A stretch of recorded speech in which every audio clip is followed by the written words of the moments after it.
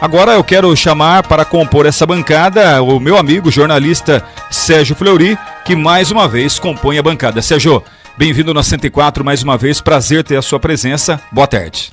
Obrigado, Dário. Boa tarde a você, boa tarde a todos os ouvintes da 104. Boa tarde e boa sorte, né, ao Rafael, que vai ser pai daqui a pouquinho, né? Por isso ele tá impossibilitado de continuar aqui. E muito boa tarde ao nosso convidado especial, doutor Renato Mardegan. Uma honra tê-lo aqui, doutor.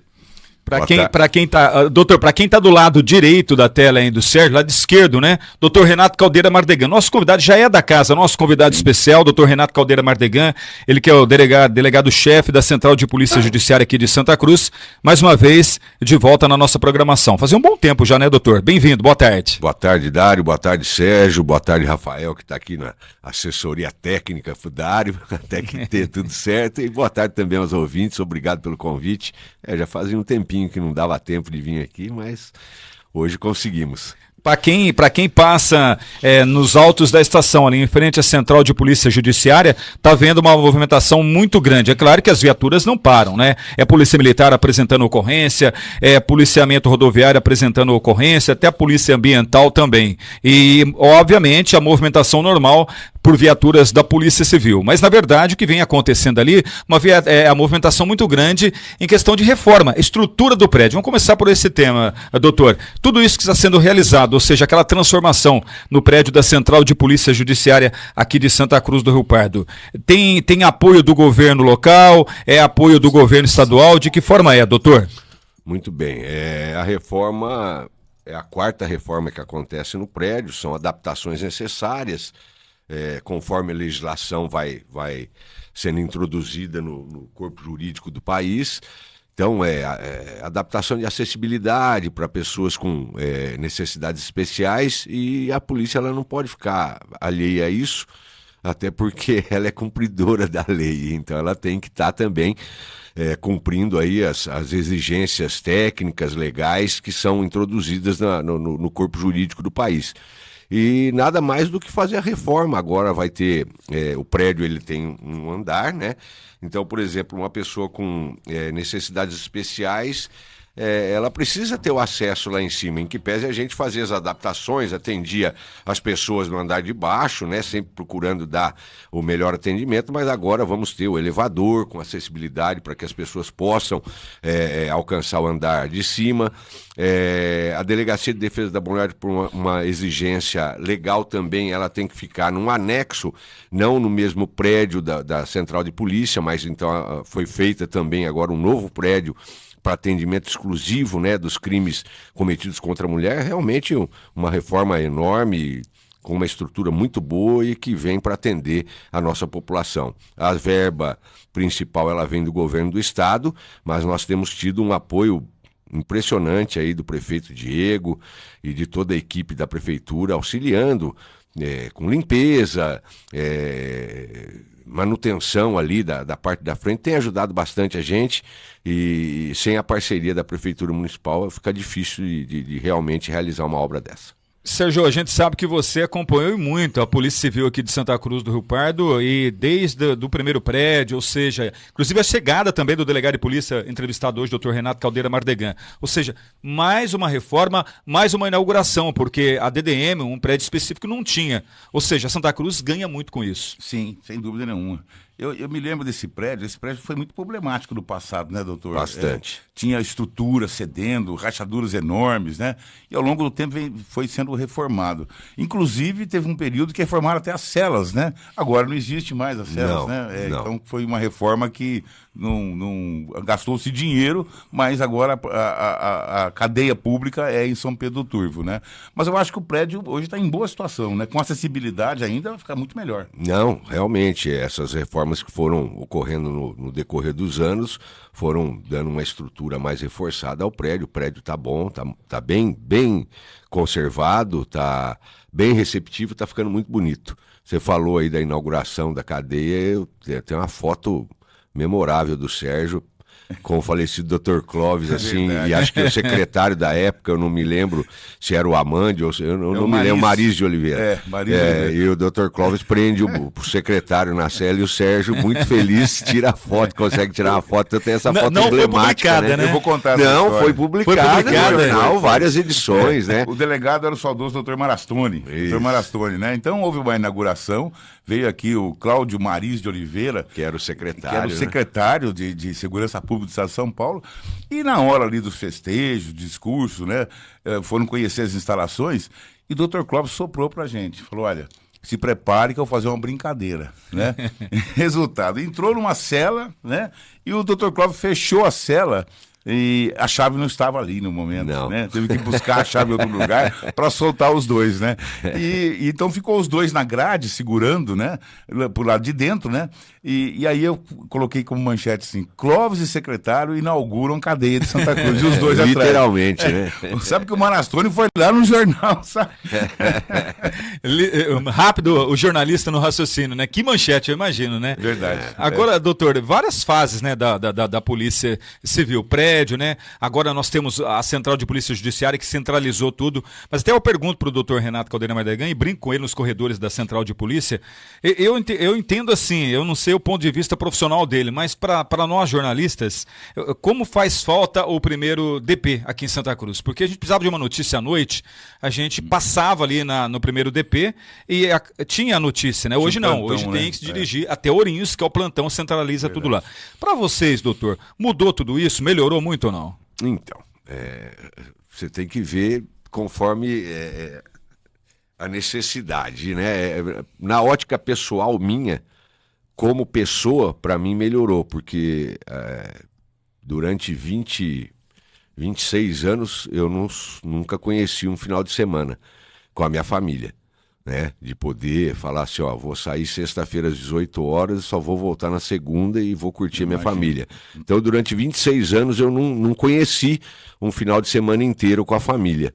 Sempre de plantão, 24 horas, tinha que estar aqui no plantão, o plantão funcionava 24 horas, primeiro lá na estação, depois veio para o primeiro distrito, porque era uma questão de logística ali, era muito bem localizado o primeiro distrito ao lado do fórum. E então você também tinha que... O administrador público, e nós também somos isso, né? Conforme você vai galgando a carreira, você vai deixando de ser policial para ser administrador. Você tem que pensar em tudo isso. Para a gente era mais interessante, como regra, seria a central de polícia, que era, na verdade, a delegacia do município, teria que ser o plantão. Mas por uma questão logística, você fazendo plantão no primeiro distrito, primeiro, era melhor localizado, acesso da população ficava mais fácil, né? Porque grande parte da cidade, de 60% da cidade, está concentrada nessa área central, né? Então ficava uma localização boa para que atendesse toda a população. Segundo, ao lado do fórum, então você tinha as celas, os presos, você não precisava usar de viatura, transporte, combustível, você ia a pé com o preso. Então ficava mais barato. Atendimento de ocorrências que são acionadas pelo hospital. O hospital é do lado, né? Inclusive tem uma passagem interessante, não sei se o Sérgio tem conhecimento disso, Dário, eu acho que eu já comentei. Na época, quando foi construir a UPA, né? Iam construir o novo prédio do fórum, no final acabaram fazendo uma ampliação, reforma, eles até queriam o prédio do primeiro distrito para ampliar o fórum. E na época a gente não concordou porque o prédio da polícia ali era um ponto estratégico. E vou mais lá num passado recente. Se uma quadrilha resolver sitiar Santa Cruz do Rio Pardo, se você fechar as duas pontes, na época a polícia militar era num parquinho. Praticamente Santa Cruz ficaria acéfala de policiamento. Põe um caminhão ali, bota fogo em cima da ponte, põe um caminhão na outra ponte, as duas polícias sempre estavam do lado de lá. Então era uma questão estratégica ter uma unidade na estação e uma unidade central.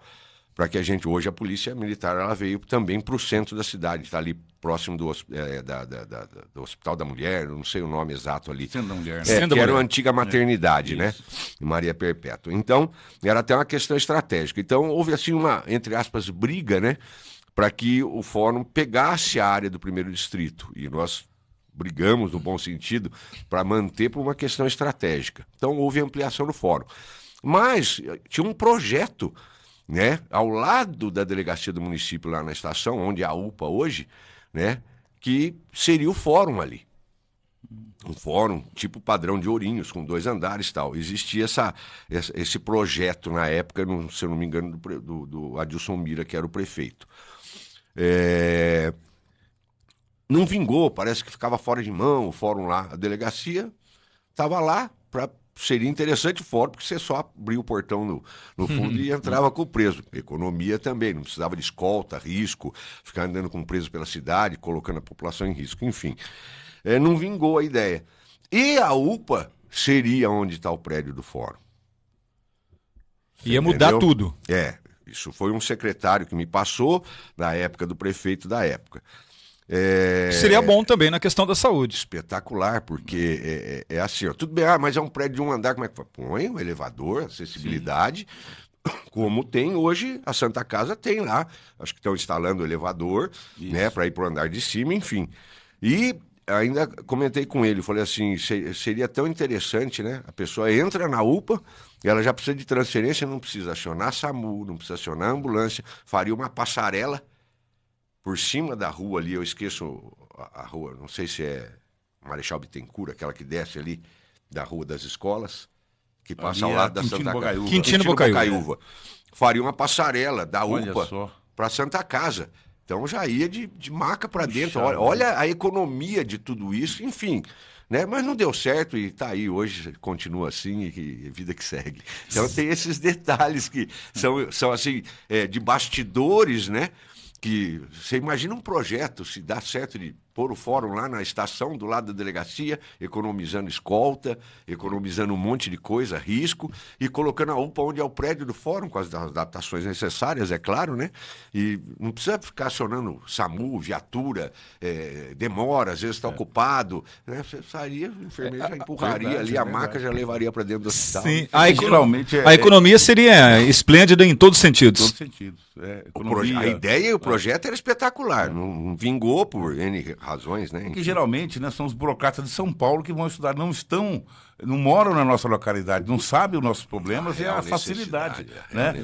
Agora, doutor, se eu perguntar, o senhor está falando de estrutura de prédio, né? O primeiro DP está lá, tá parado, um prédio desocupado, né? Ele estava em boas condições, porque não se sabe ainda qual o seu destino. Estava em excelentes condições porque ele tinha sido reformado.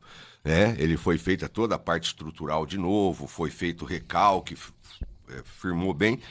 E não tinha tanta o problema dele era o estuque, ele era feito de estuque, que era um prédio de 1900 e bolinha. E inclusive para eu pedir a reforma eu precisei estudar quando que ele foi instalado. Ele, inclusive, o prédio, ele é antes do fórum. Eu tenho as fotos históricas do escrivão falecido Ciro de Oliveira. O prédio que era a delegacia do município da época, né? Ele é instalado antes do fórum. Né? O fórum, depois tem uma foto de 53, assim, 54, então, se não me engano. E o prédio ali é 1930 e pouco, se eu não me engano. Então, era assim, paredes gigantescas, reforçadas, né? O único problema era a parte do estuque, que era a laje, não tinha laje. Então começou a apodrecer. Então foi feito um trabalho até bonito, eu não conhecia, foi macaqueado todo o telhado do prédio. Todo o telhado do prédio foi macaqueado, desligado, né, da estrutura, limpou o estuque e fez laje. Aí desceu de novo o telhado.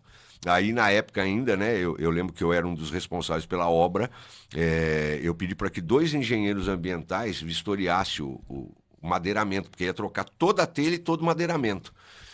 E eles falaram, Mardegan, todo madeiramento é peroba rosa. Isso, você vai morrer, eu vou morrer, seus filhos vão morrer e o madeiramento vai ficar lá. Então, sugestão nossa, não troque, o madeiramento está perfeito, não tem um ponto de cupim, de estrago, né? Você vai pôr eucalipto, daqui 10, 15 anos está tudo torto, tem que reformar de novo. Então, aí eu não deixei trocar. Então, todo o madeiramento. E aquele prédio hoje, a princípio o fórum queria, a Justiça, né, o Tribunal de Justiça queria, depois, se eu não me engano, a Prefeitura também pleiteou, né, para instalar ali várias secretarias, enfim. É um prédio muito bem localizado e enorme. Eu não sei quantos metros quadrados tem aquilo ali, é gigantesco. né? Tem um pátio enorme atrás, você entendeu? Cabe lá 40, 50 veículos ali atrás.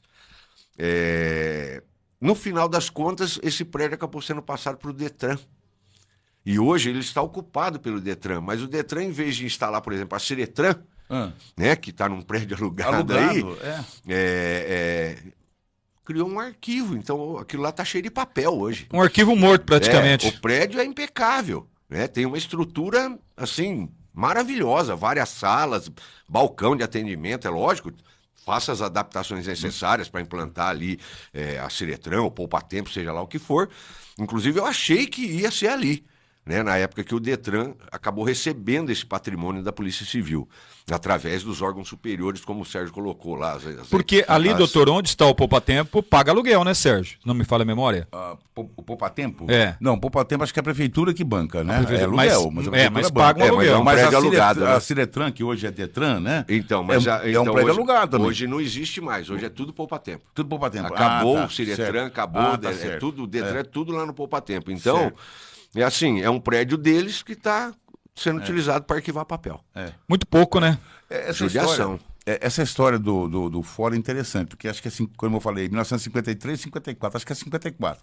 Foi inaugurado pelo governador do estado, Lucas Nogueira Garcês. Ele inaugurou o prédio do fórum e a ponte do Rio Pardo. Tem a placa lá, o nome do governador, e tem a placa no Em fórum. 1954, se eu não me engano. 53 ou 54. O governador veio em Santa Cruz do Rio Pardo e inaugurou. E passaram-se anos, eu tinha uma jornalista, uma grande amiga minha até hoje, a Thelma, né? Filha da dona Nilda Roder. Que hoje está em Brasília? Hoje, não, ela está em São Paulo. Está em São Paulo. Esteve em Brasília, foi chefe lá da assessoria de imprensa dos Correios, tudo. Hoje está em São Paulo. E ela, uma vez, estava fazendo uma reportagem sobre cinema, alguma coisa, ela conseguiu o telefone do Plínio Carbonari. Ela até me pediu, olha, eu vou ligar para o Plínio Carbonari. Você lembra do Plínio Carbonari? Quando você ia assistir um filme no cinema, parecia um documentário, com as bandeiras tremulando. Era o Plínio Carbonari que fazia aquilo, né?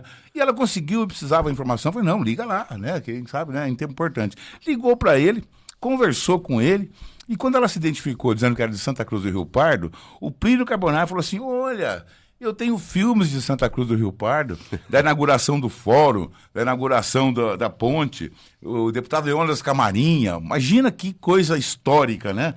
Que acervo, né? E eu pedi para a Thelma, avise a Prefeitura Municipal para que resgate, compre dele lá esses documentos, né? Nem deram bola, Plínio Carbonari morreu e não se sabe onde é que está o acervo dele. Olha que coisa. É que poderia ter enriquecido ainda mais a cultura, né? Sim. Poderia realmente. Faz parte da história, né? É verdade. Eu, por exemplo, recentemente fui procurado por uma equipe da prefeitura para que eles consigam fazer cópia de toda a documentação que eu recebi, né, do falecido Ciro de Oliveira. Eu ganhei algumas coisas também. Foi um escrivão, assim, emblemático aqui em Santa Cruz do Rio Pardo. E ele tinha um acervo, assim, impressionante. Então eu emprestei todo esse material. Tem um boletim de ocorrência escritos à mão. Autos de prisão em flagrante escrito na caneta de pena. E eram romanceados, né? Eram romanceados, olha só. E é interessante que não existia perícia técnica, o Instituto de Criminalística. Então, quem fazia as fotos era nomeado. Então, chamava, por exemplo, o seu Luiz, do Foto São Luís, né? Que é família tradicional de fotógrafos. Eles iam no local de crime, faziam. Aí o delegado com o Ciro instruiu o inquérito. Eu tenho todas as fotos guardadas lá. Eu até comentei, acho que o Sérgio, numa oportunidade com você, eu ainda tenho a foto do Simão Cabral, vivo antes de você tentar transportar ele de trem, né? Que ele apagou o fogo do posto, né? E ele se queimou todo, ficou muito queimado. E eu até comentei, por sinal, faleceu essa semana o irmão dele. Verdade. O Cabral... Sapateiro. E ele falou, depois você me mostra a foto do meu irmão. Falou, ele tá tudo enfaixado na maca aqui na Santa Casa, mas eu tenho a foto que o Cirão mandou para mim, né? Tem as fotos do posto todo queimado, né? E ele evitou a explosão que poderia aí devastar o quarteirão ou até as proximidades. Foi um grande herói. Foi um herói. E eu tenho a foto dele vivo poucas horas antes de morrer, né? Então o Ciro me deu essa foto com mais um monte de foto, enfim. E é um acervo que eu emprestei agora para a prefeitura para ela poder enriquecer aí a parte da cultura, museu, enfim, para que as pessoas conheçam isso aí, né? Com certeza. É a história é uma história. É uma parte da polícia, né? mas que envolvem personagens de Santa Cruz, né? E Totalmente. É bom que as pessoas conheçam. Eu também ganhei muitas fotos do Ciro, né? Digitalizei várias. Foto do acidente da Esportiva, né? Dos 10 da Esportiva, que eu publico no jornal. Kombi, Foi em 1962? 63. 63. 63, é. Olha, é claro que daqui a pouco nós vamos comentar também aqui, abrir a participação do ouvinte para perguntar algo aí para o delegado Dr. Renato Caldeira Mardegan, né? Que possa perguntar também a participação do ouvinte para o convidado especial na tarde desta sexta-feira, mas recordar é viver, né? E hoje estamos falando do prédio que será reinaugurado, inclusive com a presença de autoridades aí a nível estadual, pelo menos a expectativa é que teremos aí a participação de autoridades a nível estadual nessa inauguração. Dr. Renato Caldeira Mardegan, que comanda a Central de Polícia Judiciária, ele vem falando sobre essa grandiosidade que teremos a partir de julho já para a população santacruzense. Mas, aproveitando a presença do delegado também, e conhecemos ele muito bem, Sérgio, foi muito difícil, né, doutor? Hoje a tecnologia ajuda demais. E eu quero aproveitar essa entrevista com o senhor e compartilhar com os nossos ouvintes. É claro que eu conheço essa história, mas o delegado contando, é claro que vai mostrar as dificuldades da Polícia Civil no começo e agora com a tecnologia ajuda demais. Teve um crime, doutor, onde o senhor era o delegado de polícia, onde de repente o senhor foi contactado por um escrivão na oportunidade, se eu não me falha a memória, o Covolan, sobre um crime em Espírito Santo do Turvo. Investigador. Covolan era Investigador. Isso. Sobre um crime em Espírito Santo do Turvo, onde o senhor respondia por aquela cidade, era distrito ainda de Santa Cruz do Rio Pardo. Já tinha virado município. Já tinha virado município. Foi na Constituição de 88, o Sérgio vai saber falar até melhor, foi feita a possibilidade de municípios até tantos mil habitantes se tornarem municípios, deixar de ser distrito e se tornar município. Espírito Santo, Canitar, Ribeirão do Sul foram contemplados com esta oportunidade na Constituição de 88. Aí em 91, houve o plebiscito. Isso, e aí os moradores desses distritos diziam se queriam virar município ou queriam continuar anexo ao município maior. E acabou virando e o senhor assumiu a delegacia de Espírito Santo do Turvo. Isso. Certo. Até hoje funciona assim, né? Hoje. Tem delegado titular lá? Não. Não, hoje responde, mas eu fui o primeiro delegado Foi o titular. primeiro. Fui. Durante muito tempo, né, doutor? Durante 10 anos. 10 anos. Quase 10 anos. E nessa história, Sérgio, eu tive a oportunidade de conhecer, né, nos bastidores ali da Polícia Civil. É claro que eu falei o Covolan, que é investigador, né? Era chefe, hoje é chefe dos investigadores. Hoje ele já aposentou. Já aposentou como chefe. Não chegou a chefe, ele saiu daqui, foi para Ourinhos, aí trabalhou nas especializadas lá, aí deu tempo dele e ele acabou aposentando. Respondeu interiormente como chefe em algumas unidades, mas ele era investigador de polícia. Teve um crime, Sérgio, que remete a Brasimac. Você lembra da Brasimac, eletrodoméstico da Marechal Bittencourt? Da Marechal Bittencourt. Teve um crime que remete a Brasimac. Gostaria que o doutor contasse pra gente sobre esse crime e a dificuldade que foi para solucionar todo esse crime. E conseguiu, hein? Conseguiu.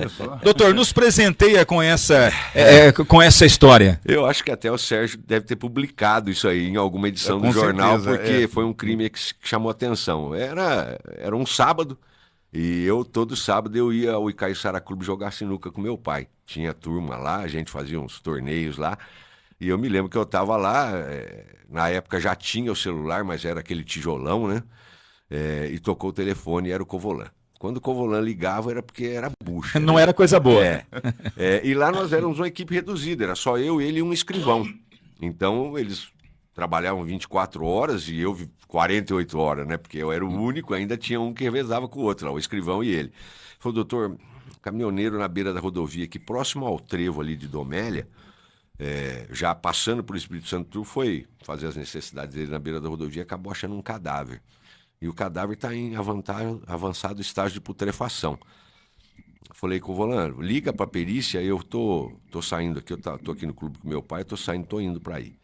E aí fizemos os procedimentos, o cadáver foi levado, tal, não tinha condição de identificação nenhuma, complicadíssimo, né, pela condição em que se encontrava, né? E recolhemos tudo aquilo que estava ali, o perito recolheu roupas, tinha até um chaveiro, tal. E depois de alguns dias, uns 2, 3 dias, o médico me ligou, falou, Mardegan, tinha um tiro na nuca desse cadáver. Então foi homicídio ou latrocínio. Então você já tem aí um início da investigação. Mas nós não tínhamos o nome, não tinha documento, não tinha nada, não sabia quem era, sabia que era do sexo masculino. Muito bem.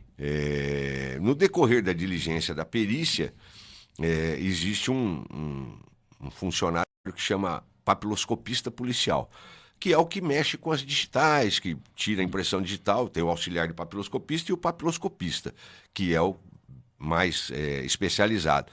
E eu me lembro que o papiloscopista de Ourinhos me ligou e falou: doutor, o senhor pediu para me acionar, tal, eu fui lá com o médico legista, na hora de fazer o exame necroscópico, eu percebi que a luva cadavérica estava boa, e eu retirei e guardei. O que seria a luva cadavérica? Então, Deus é perfeito por causa disso, né? Quando ele fez o ser humano, ele pensou em tudo. A luva cadavérica nada mais é do que a nossa mão.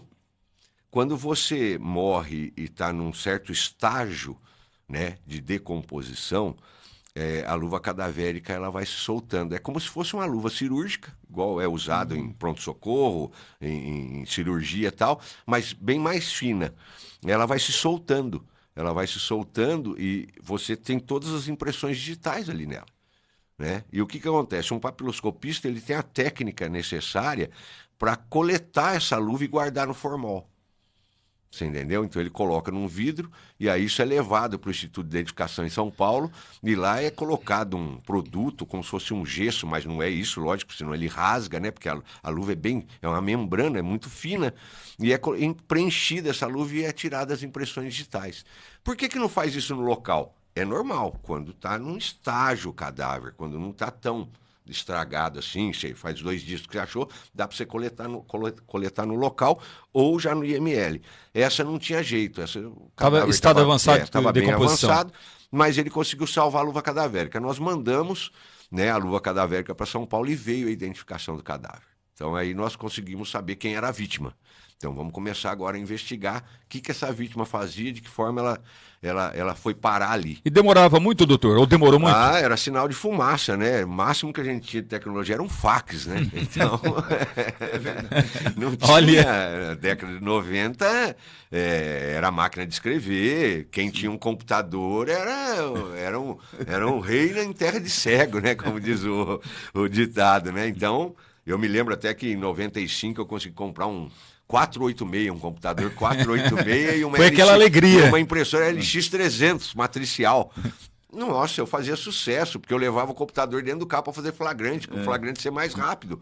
Porque você fazia um flagrante na máquina de escrever, 7 vias de carbono, tal, não sei o que. Às vezes você põe o carbono inverso, saía tudo errado, você tinha que começar tudo de novo. 90. Então não era nem o Windows, Não, era sistema DOS.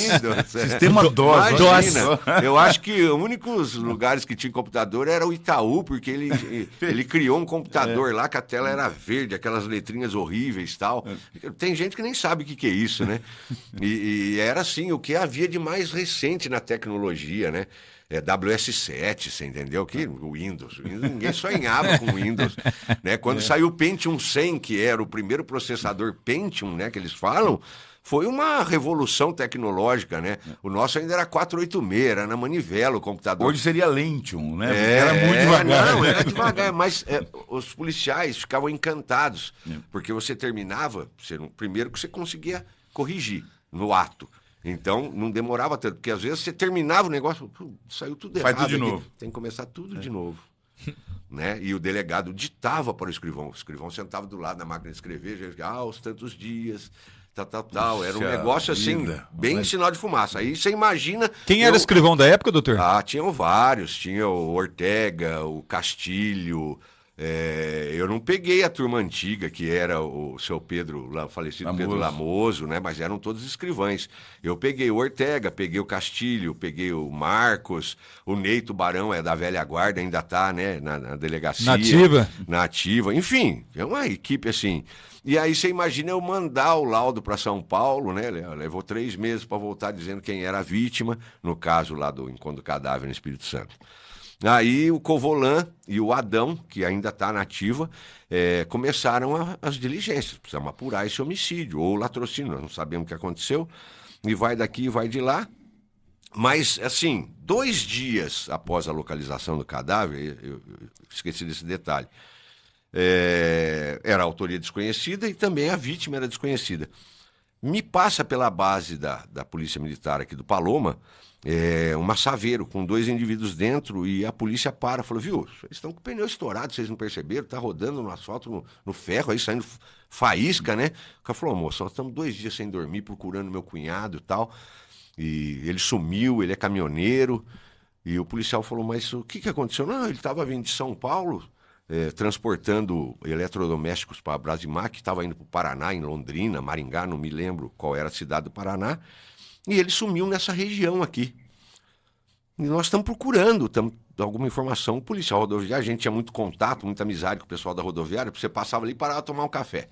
Fumar um cigarro, como tá tudo bem, tá rodoviário, tá tranquilo, tal, doutor. Não, tô indo, amanhã eu volto, tal. Passava todo dia durante 10 anos. Já era um costume. Então eu parava ali tomar um café, bater um papo com o pessoal, saber como é que tava. Falou, viu, parece que acharam um cadáver desconhecido em Espírito Santo, o policial rodoviário falou. Passa lá na delegacia. Aí foram lá, o Covolan estava lá, falou, olha, já foi enterrado como um indigente, né, por falta de identificação, no cemitério aqui de Espírito Santo, mas eu tenho algumas roupas aqui que estão lacradas num saco, e vocês dão uma olhada. Ele falou, mas é meu cunhado, eu não sei as roupas e tal. Aí tinha um chaveiro, mostrou com uma chave, falou, vou ter que mostrar para minha irmã, um dos caras que estava ali. Não tinha WhatsApp para tirar uma foto e mandar. Nada disso, né? Entendeu? Falou, vou ter que ir lá em São Paulo, pegar minha irmã, trazer aqui. Enfim, né? Aquela roupa toda, aquela situação, né? Cheirando ruim. A moça veio, 3, 4 dias depois veio, olhou e falou, não, é a chave de casa. Bom, então agora a gente... Já sabemos. Já sabemos quem é, mas temos que confirmar. Né? E eu não me esqueço o nome do cara, nunca mais me esqueci. Chama Josimar Tomazelli, 32 anos de idade. Nunca mais me esqueci. Então nós sabíamos, como é que meu marido era caminhoneiro, assim. Aí tentei uma das identificações que tinha, hoje tem o DNA, né? Na época ainda tinha, mas também era muito complicado, extremamente difícil. Caro, né? Mas o Estado, a polícia... Mas aí tinha uma fila, né? Sim, às vezes de anos. Anos. E eu tentei pela arcada dentária, que é uma das técnicas de identificação. Porque dificilmente um ser humano tem a mesma a situação de dente, de obturação do outro. É raro, né? É raro. E coletamos a arcada dentária através do médico legista, fotografamos, fizemos uma pontuação. Aí por isso que vem aquela história. Você chega no dentista, ele tem uma fichinha lá com a arcada inferior e superior. Aí ele faz uma obturação no seu dente canino, por exemplo, ele pinta com a caneta lá. Por quê? Porque num futuro, se a polícia precisar identificar um cadáver, fala assim, o Mardegan era cliente do senhor? Era. O senhor tem a ficha dentária dele? Tenho. Aí nós vamos confrontar, porque o dente ele permanece no cadáver. Você entendeu? É impressionante, né, Sérgio? Ele permanece. Então aí você olha lá, né, o perito junto com você, é um indício de que pode ser o Renato. Né? Aí, ele tem um pino na perna, ele tem uma fratura aqui, isso também fica. Então são N formas de identificar o cadáver. Falei para a família, agora nós sabemos que é ele, só que nós temos que confirmar. Então, aí veio a luva cadavérica, confirmou. Aí o que eu fiz? Eu liberei o corpo, fez a exumação do corpo, você tá entendendo? Teve tudo isso, então? Teve, pra gente poder liberar para a família e levar embora. E isso quanto tempo depois já, doutor? Já uns... A identificação assim, da mulher falando que era ele, 2, 3 dias depois. Mas eu não posso ficar só na... E se não é ele? E se eles vão enterrar o cara e não é o cara? Eu precisava do exame de confirmação. Aí foi coletado também material e mandado para lá, 6 meses depois, 7 meses depois veio. Realmente é ele. Mandamos, liberei o corpo, fiz a autorização de translado e enterraram de forma digna ele, já não mais como indigente, mas como sendo a vítima. Aí começou a investigação. O Covolan e o Adão investigando e a gente lá, tal, não sei o quê. Onde esse cara trabalhava? Ele era motorista da Brasimac, de um centro de distribuição da Brasimac, em São Bernardo do Campo, não sei onde é, Americana, não me lembro agora exatamente o detalhe. E era um caso fadado ao arquivamento, pelo jeito, né? Até hoje, Sérgio. Sem nada, né? Até hoje, sem né? Nada, não tinha da onde pegar, né? Aí pegamos, tal, corre pra lá, corre pra cá. Doutor, realmente ele carregou o caminhão cheio de eletrodomésticos e saiu ele e um outro cara. Nós já conseguimos ouvir o outro motorista estava só com uma metade da carga de eletrodomésticos e o resto era material de construção que eles iam reformar uma loja no Paraná. E a vítima, o Josimar, ele estava só com eletrodoméstico. Na saída do centro de distribuição, tinha um cara lá que estava querendo trabalhar como motorista, ajudante de motorista, aí falaram, ó, vai com eles para você conhecer o trajeto, aí você já aprende e tal. E tinha um indivíduo lá, eles sabiam o nome e tinha uma foto que foi tirada no pátio lá do centro de distribuição. Nós conversamos com o motorista e ele falou, esse cara veio comigo até o posto Taquari aqui em Iaras. Depois ele foi pro caminhão do Josimar. E eu fui embora. E o Josimar saiu na minha frente. Na ponte, depois, com a investigação, na ponte ali do Trevo da Castelo, indo para Espírito Santo ou pegando para Santa Cruz, esse cara parou, dissimulou, inventou uma história tal, que estava passando mal. O motorista, a vítima, o Josimar, desceu com ele pega, arranca o revólver, dá um tiro na nuca, mata o Josimar, põe dentro do caminhão, vai com o caminhão até ali o Trevo de Domélia, passando por Espírito Santo, abandona o corpo no mato e rouba o caminhão e vai embora com o caminhão cheio de eletrodoméstico. Rastreamento não existia naquela época. Não tinha nada. Malemar tinha máquina de escrever, quanto mais rastreamento, né? De veículo, radar, essas coisas não existia. Era tudo no cronômetro e no binóculo, né? Pra você ter uma noção. Tornando mais difícil ainda Não, tudo tecnologia isso. zero, né? O Brasil, ele demorou muito para receber tecnologias. Esse tempo atrás eu vi uma entrevista de vocês falando sobre tecnologia aí, sobre internet, é coisa de 40 anos, né? Enfim. Identificamos a vítima, identificamos o suposto Autor.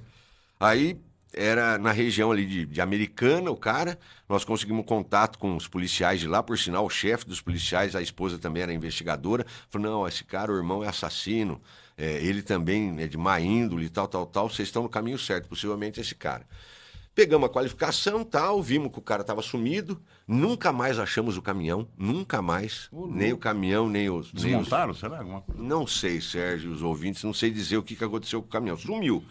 Identificamos esse cara e eu pedi a prisão. Na época, o juiz aqui, criminal, era o doutor Osni Bueno de Camargo. Hoje aposentado, advogado em Ourinhos. Advogado em Ourinhos. Eu fui lá, conversei, expliquei para ele a situação. Ele falou, puxa vida, Renato, primeiro que eu me surpreendi de você ter identificado um cadáver na situação que você me mostrou as fotos. Mas achamos, doutor, está confirmado, inclusive com exames e tal, é o cara.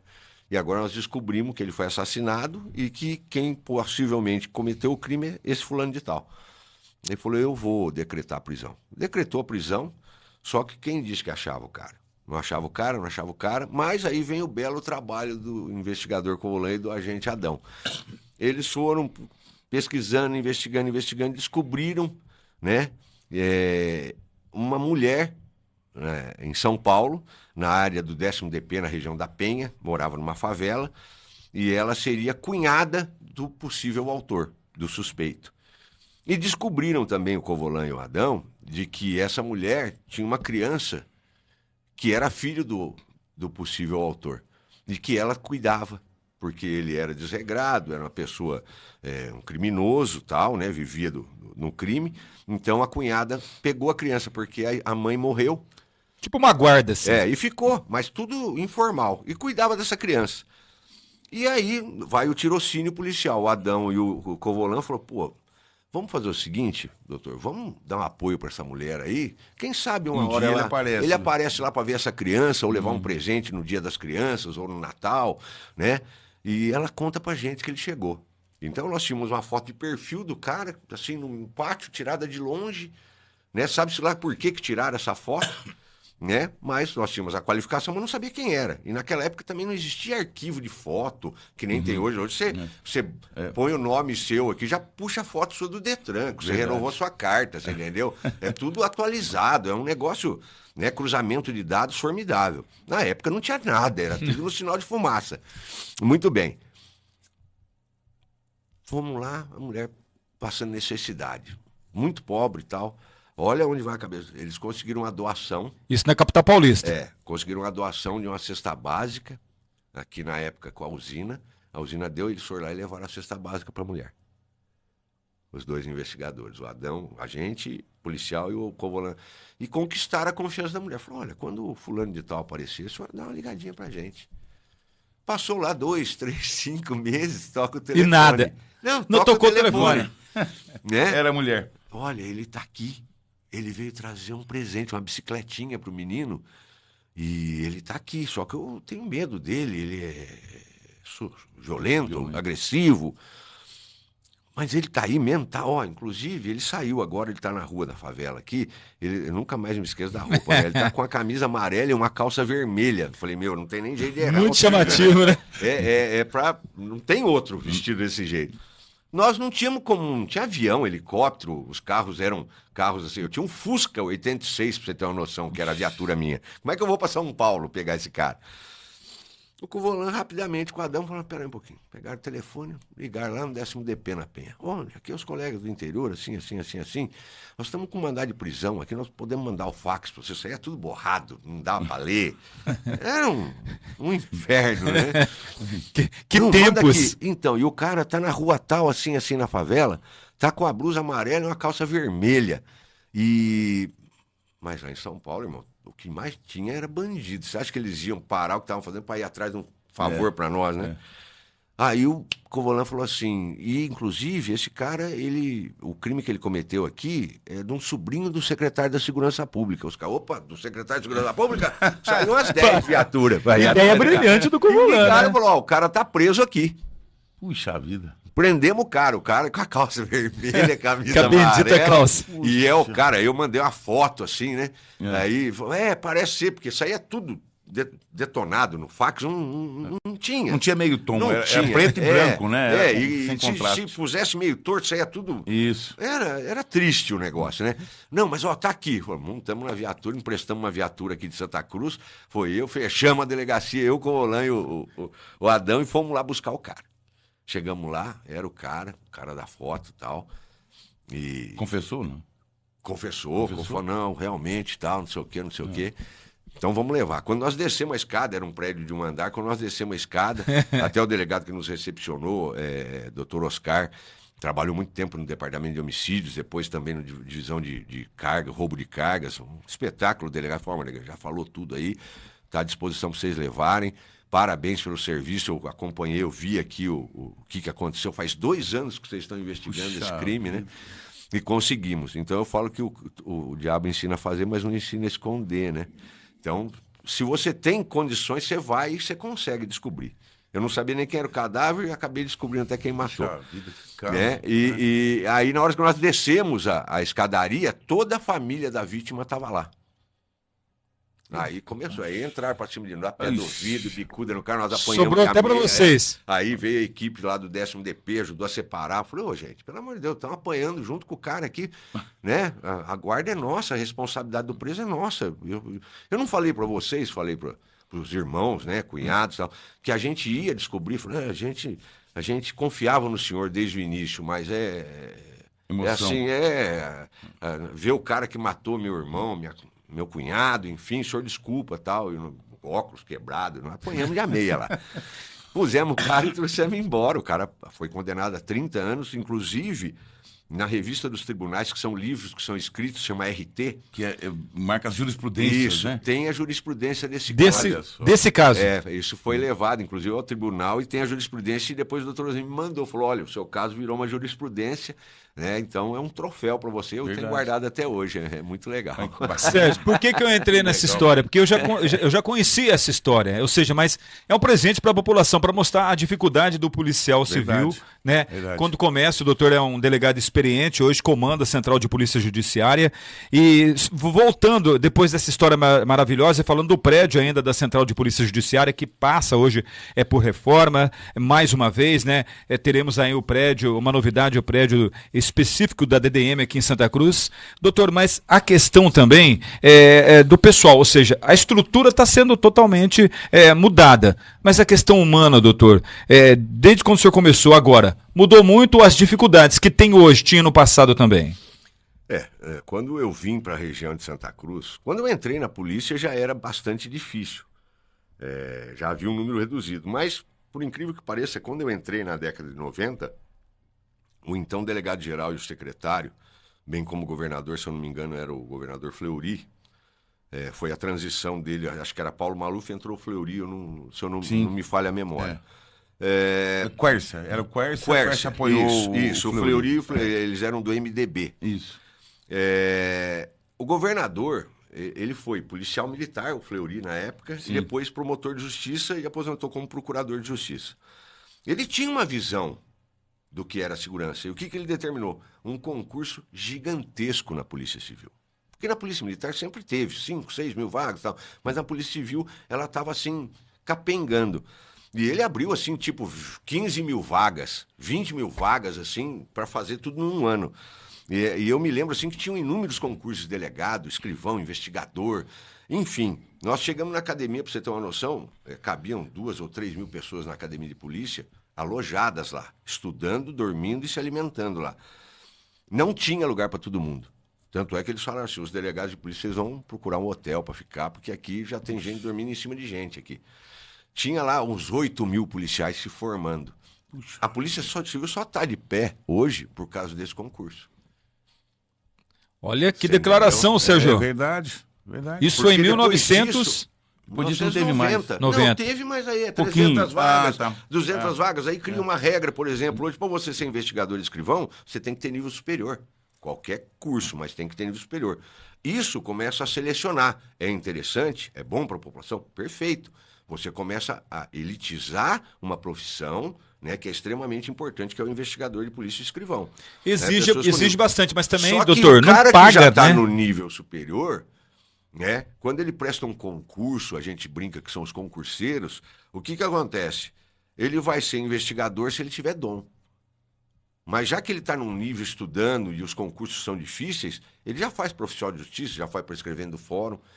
Ah, mas qual a diferença? A diferença é que você não precisa trabalhar no sábado, não precisa trabalhar no domingo, você não trabalha no Natal, nem no Ano Novo, né, nem nas férias escolar. E o salário é nem no melhor. Carnaval, é bem melhor. Né? Então é assim, o cara que entra na polícia, ele entra com uma visão. Quando ele descobre que ele vai trabalhar no Carnaval, no Natal, no Ano Novo, na Páscoa, né? No dia dos Tá parecendo pais, jornalista, no dia das Sérgio. mães, ele fala 6 anos assim, sem ver o fim de semana. ele falou, o quê? Você é louco? Eu vou fazer concurso para outra coisa. Né? Então é assim, só entra quem gosta, quem realmente tem o dom. o dom, né? O dom. Você entendeu? Então é assim. E o que aconteceu? Naquela época fizeram o concurso, não era nível superior, então preencheu bastante vaga. Para você ter uma noção, quando eu vim de São Paulo, terminei a academia, fiquei 2 anos lá trabalhando, vim de São Paulo, esses concursos estavam terminando. Veio 9 policiais para o Espírito Santo. 9, não cabia na delegacia. Hoje tem quantos, doutor? Espírito Santo tem 2. Olha, a população aumentou ainda mais, e os né? 2 já tem tempo para aposentar. Ixi. Você entendeu? Então, se ele falar, fui embora, fecha a delegacia. Olha só. Essa queda no investimento de profissionais na Polícia Civil se deve a quê, doutor? Eu acredito, assim, que a polícia, ela nunca foi bem vista, né, pela comunidade de uma forma geral, né? Isso é uma coisa natural. A polícia não está aqui para fazer carinho, você está aqui para te multar, está aqui para te prender. Então, é uma questão, assim... Cultural humana, até. cultural, né? De haver esse distanciamento, essa, como é que fala? Essa rejeição. É uma profissão complicada, né? Mas nós estamos aqui para ajudar o povo. Essa que é a verdade. Então, ainda brincava, assim, tinha um investigador que brincava, doutor, o senhor acha que o povo vai gostar da gente? Nós batemos em Jesus Cristo lá no passado. Eu falei, quem bateu no Jesus Cristo? Não, na época a guarda pretoriana era a polícia da época. Eu falei, pelo amor de Deus, não fala isso que eu vou ficar... Né? Pior ainda, né? Eu vou ficar mais arrasado ainda. Que bater em Jesus Cristo, rapaz, você tá louco? Eu falei, não, mas se o senhor for analisar, naquela época, quem mantinha a ordem em Roma era a guarda pretoriana lá, e eles que levaram Jesus Cristo para ser... Então, assim, a população vê a gente como... Eu falei, não, pelo amor de Deus, muda esse discurso aí, isso aí não funciona. Muito bem. De lá para cá, foram poucas contratações, principalmente na esfera da Polícia Civil. A Polícia Militar, por ser uma polícia mais visível, né? Tá mais na rua, fardada, né? Ela tem uma contratação mais assim, incisiva. Né, são 5, 6 mil vagas toda vez, tal, porque também é uma das maiores forças policiais do mundo. Acho que 80 mil homens hoje, maior que muito exército de muito país. Né? E a Polícia Civil ela tinha 35 mil homens, hoje ela tem 12 mil. De 35 caiu Quando eu para entrei, 12. em 30 anos. Então, se não tiver menos. Então é assim, é uma polícia hoje velha. Os poucos que entram, você está entendendo? E que têm coragem de continuar, são poucos, são alguns abnegados. E grande parte aposentando. E 90, 100, quase 100% está aposentando, porque se você pegar hoje a minha delegacia, só 3 funcionários não têm tempo para aposentar. Os demais E mais tem, puxa. Os demais todos têm, né? estão trabalhando por amor. Como brinca o Ney Pérez, ele falou assim, minha mulher falou que não é para eu ficar em casa, então eu trabalho na delegacia. Vou trabalhar. É um grande Ney. O Ney É vai fantástico, entrar pra né? É uma história, figura. Você entendeu? Então é assim, a maioria continua, porque a gente vê os aposentados vão lá e falam, nossa, eu me arrependi de ter aposentado, aí quem está querendo aposentar fica meio ali balançando, então vou, não vou, né? Mas é uma situação bastante preocupante. Com agora a reforma e inauguração, nós vamos ter que nos desdobrar para atender a população ali, porque vai ter que ir uma equipe para o anexo da DDM, que trabalhava ali com a gente e todo mundo unindo forças, a gente fazia o atendimento. A gente fica esperançoso de que venham policiais, né? A gente acredita, o governo tem essa intenção, está percebendo que realmente está bastante defasado, e vamos ver com o atual governador aí, o Tarcísio, se ele consegue fazer realmente a coisa fluir e contratar, fazer boas contratações aí, para a gente suprir Santa Cruz, que está um pouco defasado aí de número de policiais. Já tem data para essa reinauguração? Não, então, não. hoje eles estão entregando a obra. Ah. Vai ficar só faltando o elevador, que deve estar chegando, né? Aí é uma empresa à parte que instala.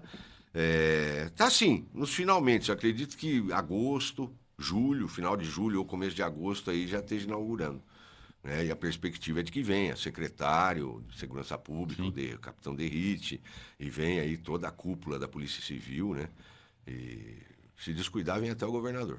Pois Seria uma boa para nós, né, O Sérgio? Mardegan está falando, doutor Mardegan, é interessante, né? Essa repulsa cultural que a sociedade tem da polícia. E é uma verdade, porque a polícia aparece em momentos ruins, né? Momentos ruins. Ou você foi assaltado, ou alguma coisa aconteceu. Mas muita gente também não percebe o trabalho da polícia. Por exemplo, teve um caso de desvio de dinheiro público, o caso da Sueli Feitosa. A pessoa fala, a justiça condenou. Mas o trabalho começou na Polícia Civil. Só teve condenação por causa Sim, do belo o trabalho da que eles Polícia Civil. fizeram. Eles acompanharam, acho que desde A o primeiro astúcia segundo, da né? polícia, né? Na hora que pegar a busca e apreensão, mas não era uma casa só, vamos pegar em tudo, né? Foi um trabalho fantástico feito pela polícia, né? E tem outros trabalhos também, que a gente, que nem ele contou, o trabalho de investigação de um crime, né?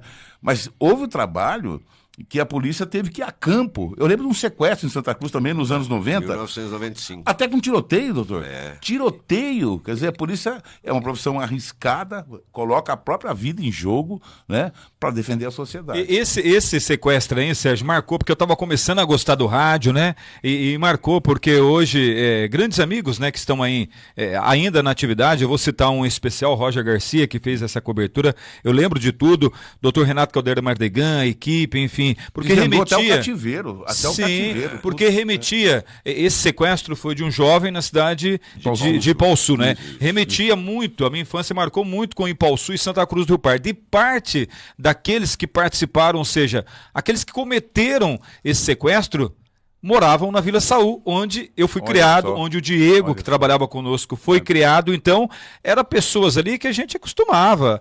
De repente, era um crime que eu lembro que o doutor Renato Caldeira Mardegan, na oportunidade, quando ele foi questionado na radiodifusora sobre quem seria, o doutor brilhantemente disse, deve ser pessoas de fora, de grandes centros, né? Mas, na verdade, ele já tinha uma investigação, né? Já tinha. E tão logo aconteceu isso, essa entrevista, tão logo eles compareceram ali na Vila Saú, enfim, toda aquela correria, e daí, olha, quem sequestrou foi fulano, Beltrano, enfim. Então foi foi marcante demais também, né, doutor? Foi bastante difícil, primeiro, sem tecnologia, né? Sim. Hoje existe uma tecnologia à disposição da polícia em matéria de parte investigativa que você rastreia um telefone em segundos, né, com ordem judicial, você já entra, você nem fala, você já manda por e-mail para ele o pedido, na né, hora. no inquérito, você já faz o pedido, tudo pelo inquérito policial eletrônico, é muito rápido, né?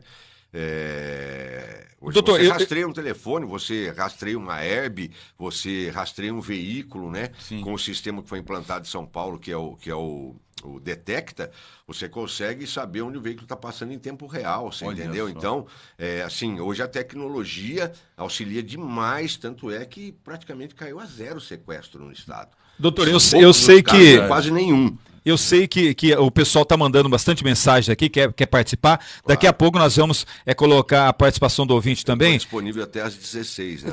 Tá 16? Então tá bom, tá combinado. A gente tem um café da tarde. Não, Nós temos um café da tarde, então, preparado daqui a pouco para o senhor e para o Sérgio também. Mas, na verdade, o senhor contou essa história maravilhosa do Josimar Tomazelli, esse caso que remeteu a Espírito Santo do Turvo. E esse caso do sequestro, eu tenho, para mim, foi o marcante na minha vida. É claro que o senhor tem muitos casos aí, pela experiência que tem.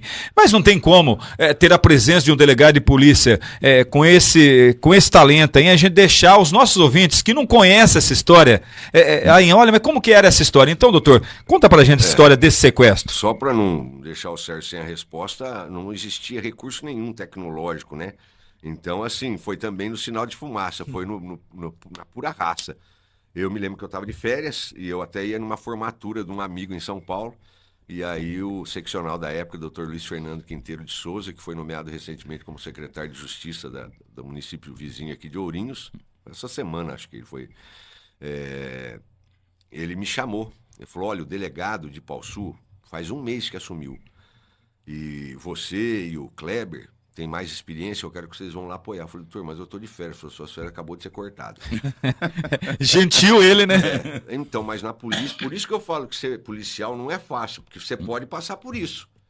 Você está de férias, você pode estar na lei orgânica que você pode ter suas férias obstadas por necessidade do serviço. Puxa vida.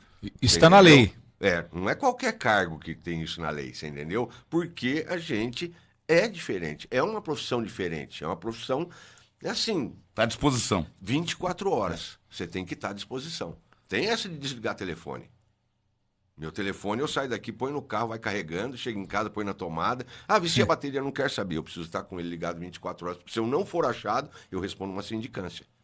Mais uma novidade. Olha só. Você entendeu? Eu tenho que ser localizado. A não ser que eu não esteja de plantão. Ah, por exemplo, hoje, a partir das 18, tem um delegado de plantão. Então, mas meu telefone fica ligado. O telefone fica ligado à noite? Também, 24 horas. Puxa vida. E hoje, pelo menos, ele vibra, eu pego quietinho, saio e vou atender. Antigamente era o telefone fixo, né? Tocava Acordava tudo, a vizinhança todo mundo. inteira, né? A família, os filhos. Só não tinha celular, né? Era um telefone fixo. Nós fomos acionados. Eu me lembro que eu estava almoçando em casa com um colega, com o Kleber. 1900 e quanto, doutor? 1995. 95. 1995. E aí toca o telefone fixo. Em casa era o seccional. Falou, vocês venham para cá agora, assim, assim, assim. Doutor, eu tô de férias. Falei, não, sua férias acabou de ser cortada. Então, falei, colega, vamos terminar de almoçar. Ele morava fora, era de Marília, e eu almoçava em casa às vezes. Aí montamos na viatura e fomos para Ourinhos. Tá acontecendo um sequestro assim, assim, assim, assim, assim, assado. É de um empresário lá de Pauçu. E eu preciso que vocês auxiliem o colega, que o colega é novo. O doutor Marcelo era o delegado. Muito simpático delegado de Pauçu. Foi vários anos delegado de Pauçu. Marcelo Alves Firmino. Faleceu recentemente, ainda em tenra idade, numa doença degenerativa, lá em Bauru. O colega novo, não tem experiência, eu preciso que vocês vão lá ajudar. O empresário é tal, e vocês se viram para chegar na família e tentar pegar informações. Aí eu peguei e liguei pro meu pai. Falei, pai, o senhor tem amizade com um cara em Pauçu assim, assim, assim, assim? Ah, ele é vizinho da vítima. Falei, não tem jeito de o senhor falar com ele para ver se a gente consegue chegar na vítima, porque a gente não conhece, a vítima também, o pai da vítima também não nos conhece, né? E tendo uma pessoa que faz aí a ponte, como é que fala? O bom relacionamento ali, pode ser que a gente consiga chegar. Chegamos lá, o amigo do meu pai nos atendeu, falou, não, vamos lá, ele é primo meu, tal. Chegou lá e falou, não, eu não quero a polícia no caso, vocês se retirem daqui, porque o sequestrador falou que se a polícia entrasse no caso, meu filho morria. Acho que o menino na época tinha 16 ou 17 Era adolescente. Era adolescente. Nós falamos, e aí? Chefe, o homem não quer, em hipótese alguma, aqui, polícia. Falou, então vocês se viram, vocês não desgrudam deles. Se eles forem na casa de carne, vocês vão lá e compram uma linguiça, vocês forem no mercado, vocês compram um sabonete, mas gruda no cara. E na época, não existia viatura E descaracterizada. a família não aceitou, então, Não a presença aceitou, da polícia. Não, É, não com aceitou. receio, né? Com receio, né? Nós falamos, olha, mas a gente liga em São Paulo, pede pro grupo antissequestro vir, que era renomadíssimo, 100% de efetividade no esclarecimento de casos. Não, nós não queremos ninguém. Quando notificamos o grupo antissequestro, o grupo antissequestro falou assim, ó, a gente só consegue ir se Pagar. É, porque nós não temos estrutura, que nem tem hoje. Hoje tem verba. Hoje, naquela época não tinha diária, não tinha nada. Como é que você vai vir com 20 investigadores, um monte de viatura? Não pode ser um negócio carnavalesco. Você tem que colocar os caras numa chácara, não pode ser no hotel, porque enche de viatura lá. O bandido fala, tá cheio de viatura do grupo antissequestro, do Gás de São Paulo. Descobriram, vão matar a vítima. Não pode, é complicadíssimo um caso desse. Falou, ó, nós não temos verba. Não temos como trazer. Os caras também não tem como vir. Hoje, em 1 hora, 2 horas, vem de helicóptero, avião, você entendeu? Hoje o Estado tem uma estrutura formidável, né? Uma logística de transporte. Como aconteceu recentemente, há 6, 7 anos atrás, num sequestro aqui nos Galiguinhos, ao lado da rádio, onde um garoto foi sequestrado, o senhor participou e ali já estava bem moderno, né, doutor? É mais fácil falar no que eu não participei. Viu? É verdade, é verdade. Dário. Aí ficamos do lado da casa da vítima. Pusemos uma escada em cima do muro, a gente subia o muro. Ó, tô contando uma coisa que ninguém sabe, nunca ninguém soube. Revelações do Nem a doutor vítima, Renato Caldeira Martegan aqui nem, no nem 104. a família da a gente subia, entrava e ficava ouvindo. Tava toda a família reunida, né? Que jeito que vai fazer, que esperando ligação e tal. E a gente ouvia, saía correndo, voltava, pulava o muro de volta e passamos a noite lá em Claro. E pedindo uma ordem judicial, através do doutor Luiz Fernando, né? Porque a gente não podia sair dali, não tinha recurso. Ele pedindo para grampear o telefone da vítima, para a gente ouvir a conversa e tentar prender os bandidos. Mas isso era... Hoje é Demorado. assim. É assim, ó. Hoje você grampeia um telefone com uma rapidez tremenda, né? Antes de você falar o número, já está grampeado, né? Naquela época, não. Extremamente burocrático, você tinha que justificar e juntar documentação, um negócio assim complicadíssimo, né? Enfim, estava começando a conseguir, veio a notícia. Veio esse amigo do meu pai, nós estávamos na lavanderia da casa dele ali, num colchão sentado, um dormia, o outro ficava acordado, o outro acordava, o outro dormia, descansando. Soltaram o menino. Eu, telefone, doutor, soltaram o menino. Aonde? Como assim, na né? FAP. Ele pegou o chefe dos investigadores, doutor Luiz Fernando, foi em loco seccional. Foi lá, acharam o menino, falou, o moleque tá na mão, Mardegan, agora é com vocês. Agora é achar os bandidos. Onde pagou? Na ponte de Timburi. Pagou o sequestro. Deixou as malas de dinheiro. Fomos pra ponte de Timburi, acionando todo mundo preparado. Aqui em Santa Cruz só estávamos em 3 lá em Pau Sul. O pessoal de Pau Sul também, os investigadores da época e tal. Fomos tudo pra ponte de Pau Sul. Não tinha mais nada. E agora? Timburi. Timburi. E agora? Como é que nós vamos descobrir esse povo, né? A vítima, o doutor Luiz Fernando chamou o pai lá, falou, o senhor pagou? Ah, paguei dólar. Dólar? Falei, então vamos rastrear isso aí, vamos ver. Um valor muito alto, doutor, na época? $250 mil na época. Nossa, fortuna. Eu não sei nem falar pra você isso em reais quanto seria, né, na época. Mas era, assim, um valor... Por isso que nos remetia a uma possível quadrilha profissional. Porque Mais de 1 milhão hoje. quando você vai estudar o caso, você tem alguns detalhes. Dependendo do que o cara fizer, o ladrão fazer, você sabe se ele é profissional ou se ele é pé de breque. Amador. Orelha seca, como a gente costuma dizer, né? Carroceiro, né? Você entendeu? Então, tudo indicava que era uma quadrilha especializada. Estaria agindo aqui em Pau Sul. Sabia o dinheiro difícil de rastrear, dólar não tem como rastrear, porque é uma moeda estrangeira. Mas, enfim, começamos. Tem uma parte da investigação que a gente não pode contar, né? Porque estamos falando de um veículo que está falando para o mundo inteiro, então... Mas chegamos a uma forma de tentar identificar onde poderia identificar os autores. E chegamos a um familiar de um dos autores. Daqui de Santa Cruz. E aí vai. Eu fui para casa desse possível autor, revirando as coisas dele ali, né? Porque assim, o cara fala, mas como é que o senhor entrou sem mandado? O crime de sequestro é um crime permanente. Você entendeu? Enquanto esse sequestro estiver acontecendo, né, você pode agir. Ele é permanente, você entendeu? É igual cárcere privado.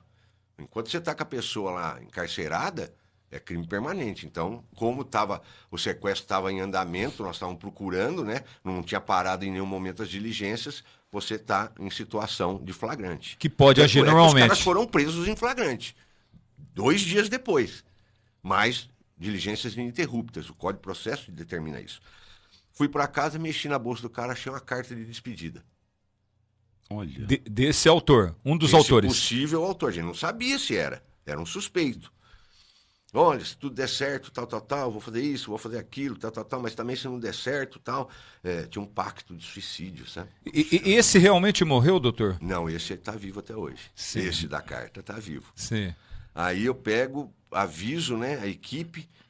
Tô indo para não sei aonde, vou ver se eu compro não sei o quê. Então, pelo decorrer da carta, parecia que ele estava indo para Ourinhos.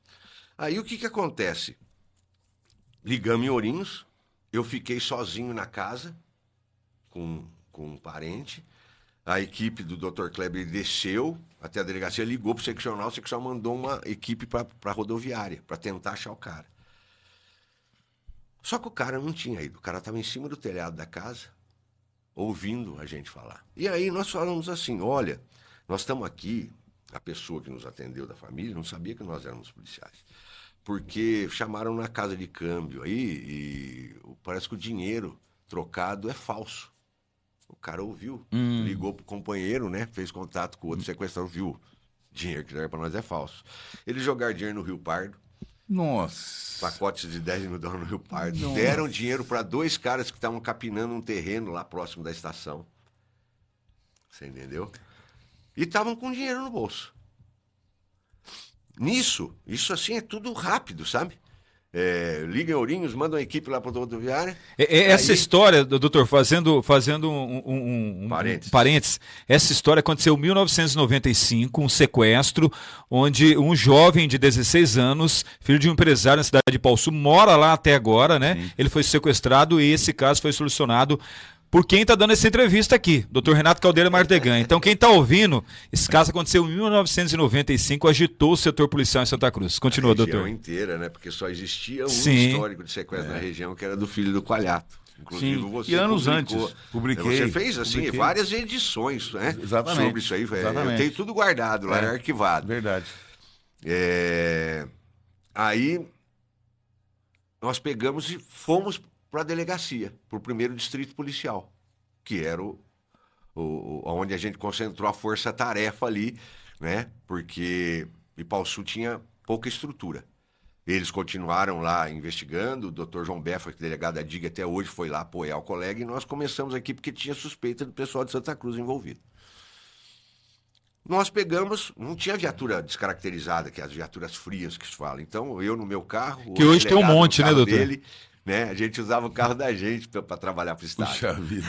Sempre foi assim, até pouco tempo atrás. E eu peguei o investigador Alberto e o investigador Márcio, hoje já aposentados, né? O Bully, né? Que todo mundo conhece, e o Márcio Pérez. E falei, vamos voltar na casa. Se o cara não está em Ourinhos e a moto está lá na frente, que é um detalhe também, ele vai voltar para pegar essa moto. Reviramos a casa, não tinha dinheiro. Está com ele o dinheiro. Quando nós estamos subindo a estação, passamos pelo pontilhão ali da rodovia da SP225, e no detalhe, quando eu achei a carta, eu também achei a carteira de trabalho dele. O que eu peguei? Eu peguei a carteira porque tinha foto. Eu falei, agora eu já sei quem é. Já sei o nome, agora tem a fisionomia. Levei, mostrei para os outros policiais, reti aquela carteira, guardei a carta, porque também ia fazer parte do inquérito, era a prova. Né? Já deixei arquivada na delegacia, a carteira eu voltei por causa da foto. Quando nós estamos subindo a ponte para ir para casa, que o suspeito morava ali pro lado de cima da estação, aonde é hoje um pet shop que tem ali, você subindo a estação à esquerda. Sim. Né? Eu não lembro o nome do pet shop ali e tal. Tinha uma bicicletaria. Tinha uma bicicletaria bem ali. E nós estamos subindo, eu dirigindo o meu carro, o Bully no banco da frente e o Márcio no banco de trás. Eu olhei e falei, é o cara. Tava descendo. Eles estavam na moto, estacionada, a moto de costa para a rua, E eu acho que tinha furado o pneu, eles estavam consertando o pneu da moto. O garupa era o cara da carteira de trabalho, era o cara que eu tava lá na casa, que era o suspeito, que eu peguei a carta. É o cara, os caras falaram, é ele mesmo, doutor. Eu cheguei até onde fica ali o craso, ali na esquina, dei um cavalo de pau e desci na contramão. Porque se eu dou a volta, eu falei, de repente, eu perco eles. Eu dei o cavalo, desci na contramão, parei assim, eu passei por eles, né? Porque você não pode ficar, a técnica de abordagem diz que você não pode ficar na mesma linha. Então eu passei por eles, desci, carro descaracterizado, ninguém sabia que era a polícia, desci, já saí, empunhei minha arma, os 2 investigadores que estavam comigo, era um carro de 2 portas, teve que abrir a porta, o outro levantar o banco, por isso que viatura tem que ser 4 portas. Descemos e falamos, parado, polícia. Quando a gente deu a ordem de parada para eles se assustaram. O meu suspeito estava com 2 garrafas de cerveja na mão. Ele soltou as 2 garrafas. Eu falei, pau, pau. Quando ele fez pau, pau, parecia tiro. Parecia... Mas nós 3, eu e os 2 investigadores, percebemos que a gente estava de frente com a cena. O companheiro dele, que nós não sabíamos que ele fazia parte do sequestro, mas está com o sequestrador, vai ser suspeito, até que prove o contrário. Ele levanta da moto, saca uma arma, e nisso o bully investigador está do lado do cara já, abordando o cara. Sai em luta corporal com esse indivíduo. Ele ataca o investigador de polícia. O investigador vê a arma, abraça ele, se atraca com ele para não deixar ele usar a arma. O outro, o suspeito nosso, se afasta assim um pouco, eu vou acompanhando ele com a arma, mando ele, e ele saca também de um revólver. Eu falo, solta a arma, senão eu vou atirar, solta a arma, e ele vai indo para a esquina, assim. E tinha gente ali, doutor? Não, tava o da bicicletaria, era uma igreja, se eu não me engano, na época, na esquina, né? Não sei o que é hoje, é um barracão ali, não sei o que tá sendo... Passo todo dia ali, não consigo lembrar o que é que tá ali. E eu fui acompanhando, e nisso eu já ouvi 3 disparos. Pau, pau, pau. Mas eu não tirei o olho do meu alvo, porque tinha outro policial do lado que tava rolando no chão. Aí eu já ouvi mais 3 disparos. Pau, pau, pau. Aí eu falei, solta a arma, senão eu vou atirar. Aí o cara pegou, levou a arma no peito e deu um tiro no peito. Ele cometeu suicídio. Aí eu falei, puxa, a carta falava isso, né? Aí o cara caiu no chão, fui lá, chutei a arma dele, aí tava passando o Zé Botafogo. Cara, nunca mais me esqueço, irmão do Guilherminho, irmão do Dr. Brasil.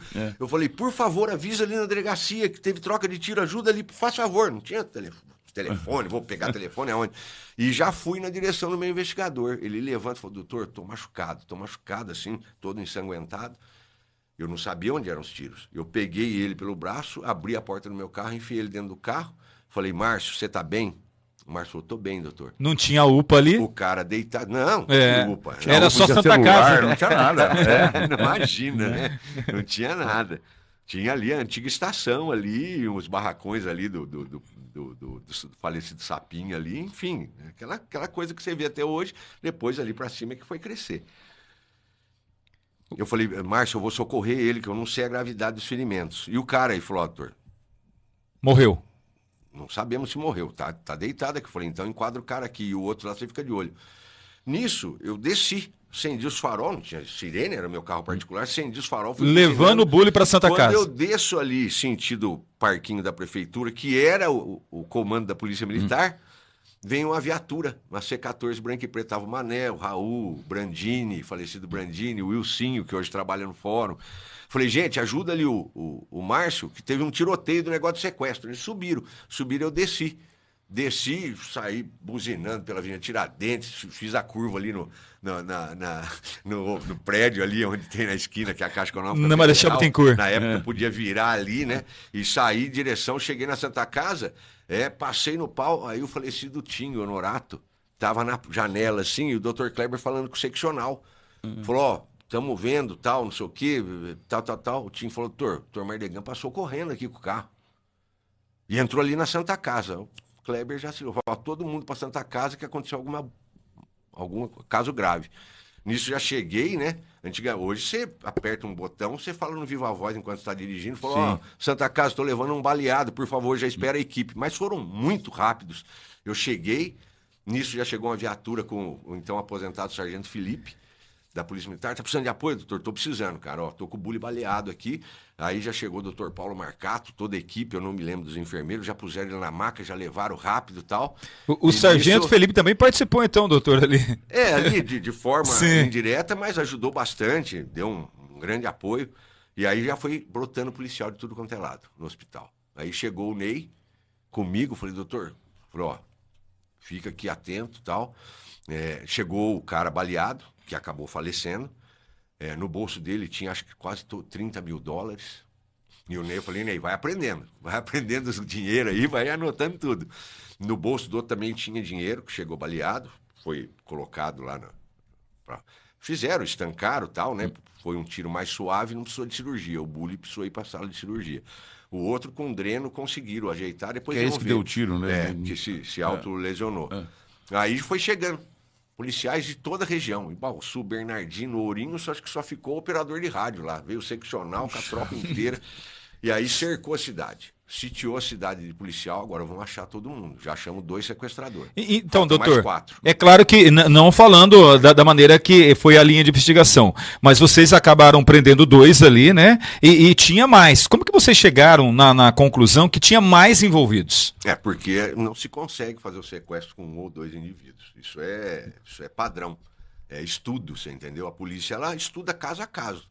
Aparece um caso novo, eles estudam. Tem o caso do ônibus lá do Rio de Janeiro.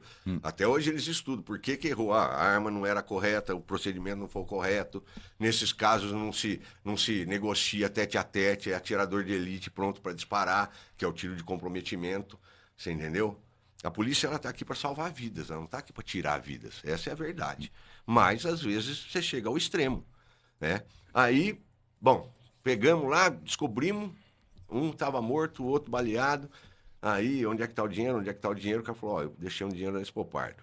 E quem que são os outros? É fulano, ciclano, não sei o quê. A gente já tinha mais ou menos a suspeita. Aí, passamos para o pessoal da polícia, que estava no apoio, né? E saiu todo mundo da campo e acabou prendendo todo mundo. Graças a Deus. Cada um tinha o dinheiro também? Tava com dinheiro? Foi achar dinheiro enterrado na casa de um, outro dentro de armário. Tem fotos suas, assim, formidáveis. Só tinha o Sérgio fazendo essa cobertura. O Sérgio era todo cativeiro, né? Que foi no meio de um tinha um resto de comida com marmita. Isso, marmitex ali. É verdade. O Sérgio andava, parecia o Seco atrás na época. Com o golzinho dele pra cima e pra baixo lá. Como eu gostaria de ter participado desse momento, hein? Que história, hein? Enfim, olha que história. Que história. Aí, na época, o pai da vítima ficou muito agradecido, né? Não sabia. Recuperamos 80% do dinheiro. 80%. Porque aí nós fomos descobrindo, né? Depois que eles sararam, os outros que ficaram... nós demos dinheiro para os caras que estavam capinando, porque a gente achou que era falso, a gente tinha ouvido o senhor falar, a gente estava em cima do telhado. Olha só. Jogaram fora no Rio. Jogamos no Rio, falei, meu Deus do céu...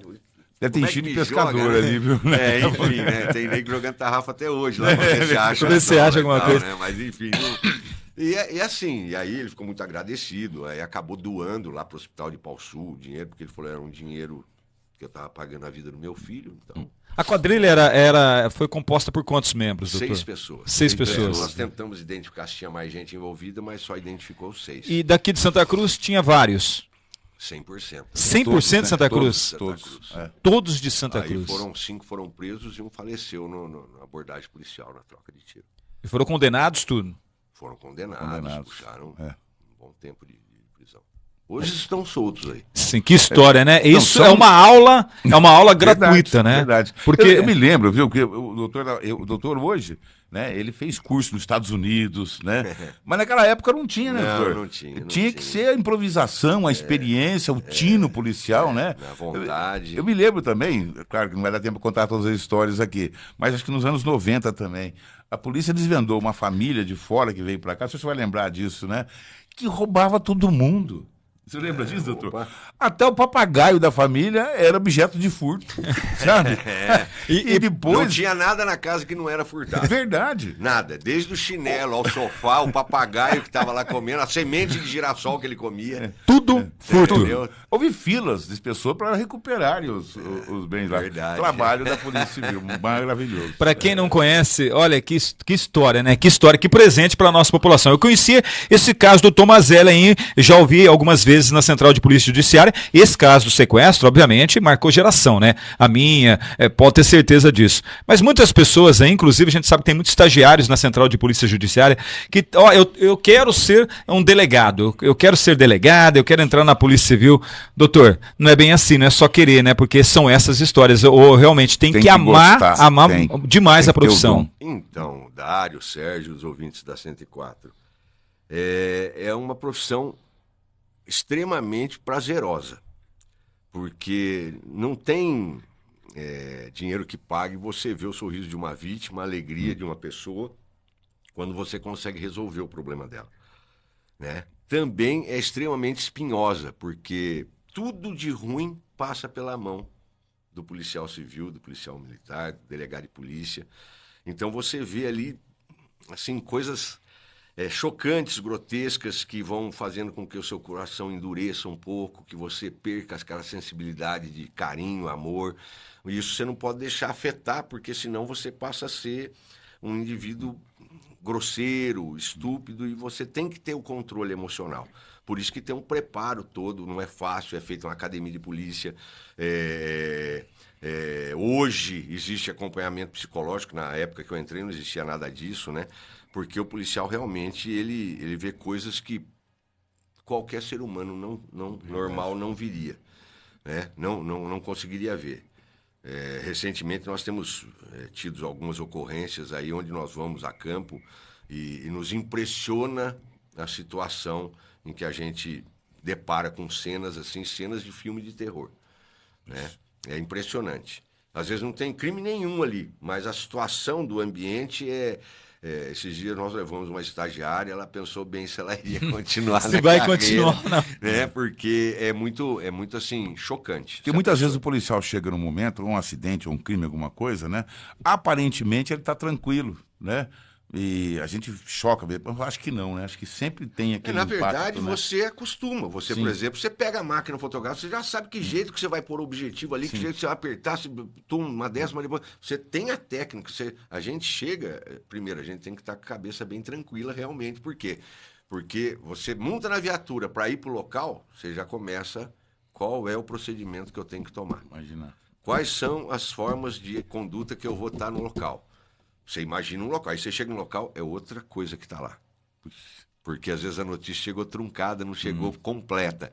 Aí você já tem que... Então, às vezes, o cara vai, doutor, você não dá entrevista. Calma, dá um tempinho para mim, depois a gente conversa. Por quê? Porque você está ali montando o procedimento que você vai desenvolver para investigar aquele caso. E são coisas assim, dificílimas, porque você tem que... a técnica ensina você a olhar para a garrafa e falar se essa garrafa caiu assim, caiu assado, de ponta e virou. Então você olha para um local de acidente, fala que esse acidente aconteceu desse jeito. Você olha para um local de crime, fala, olha, ele estava aqui, o cartucho da munição está lá, então ele levou o tiro nas costas, não é de frente, isso aqui é orifício de entrada, não é de saída. Enfim, depois você montou o quebra-cabeça, você chama o perito, falou, é assim, assim, assim. Ele falou, entendi, doutor. Aquela parte que o senhor falou lá não é, eu achei um detalhe aqui. Você entendeu? Porque isso galho tudo, de mato, alguma coisa. Isso tudo, Sérgio, os ouvintes e o Dário, isso depois é transposto para o papel. Você entendeu? Que depois vai para a justiça. E o juiz e o promotor, eles têm que ler aquilo ali e entender o que aconteceu. Então, hoje nós temos fotografação, filme, né? Que auxilia bastante. Mas e na época que não tinha nada? Verdade. Você entendeu? As fotos do Cirão que ele colava no Verdade, livro para ajudar o juiz da época a entender o que aconteceu. E outra, tecnologia. A foto era branca e preta, né? Você não tinha noção. O acervo que eu tenho lá é espetacular. Você olha e fala, mas como é que o cara tirou uma foto dessa, né? Como é que ele fez uma reconstituição dessa? Olha, e a pessoa pode No caso chegar... daquele motorista de caminhão, calça vermelha, camisa amarela, a foto era preto e branco. Preto e branco, você entendeu como é, né? Então, Para você ter uma ideia, toda essa história, ele tem realmente esse arquivo, né? Eu já tive o prazer de visualizar tudo isso na Central de Polícia Judiciária.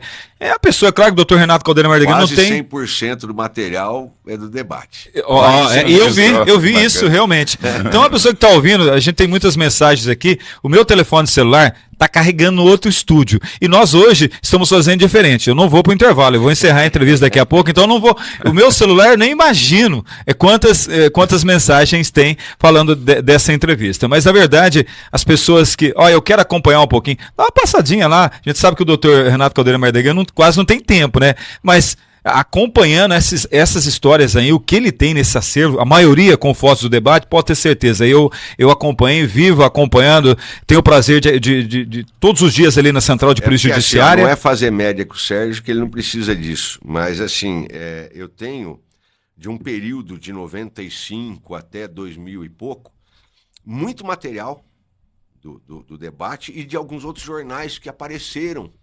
Sim. Espírito Santo tinha um jornal, que por sinal até o logo era quase semelhante ao seu lá. Era o né? Destaque. Isso. Debate o Destaque. Eu não lembro, não, mas Verdade. inclusive o desenho assim era igual. Falei, ó, o cara. É algum ex-funcionário, hein? O dono tá hoje em Duartina, é meu amigo. Então, faz muito tempo que verdade. eu nem sabia se estaria vivo ou não. Então, assim, tinha Ourinhos, existiam os jornais impressos, né? E os repórteres iam mesmo pro local, assim, vinham, acompanhavam, às vezes não tinha o recurso que nem o Sérgio, além de escrever, ele fotografava, né? O cara ou só fotografava ou só escrevia, né? E aí eles, não sei se trocavam figurinha aí, enfim. Mas enfim, eu tenho um período assim que você vê, que tem o Jornal Debate, outro jornal, depois acaba tudo, só o debate. Só o debate. Verdade. Continuou só o debate. Né? Começa com a Folha de São Paulo, com o Diário Popular, você entendeu? Lá em São Paulo, com as reportagens de lá, né? E aí a primeira que eu apareço é na coluna social do Vanderlei, do Jaburu. Vanderlei. Os amigos mandaram uma mensagem para ele, né? Falaram, escreveram assim, época junina, né? Delegado Durão esclarece crime e prende quadrilha em festa junina. Em festa junina.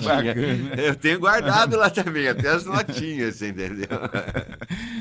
É claro, doutor, histórias maravilhosas. Hoje, quando convidei o doutor Renato Caldeira Mardegan para participar ao vivo, né?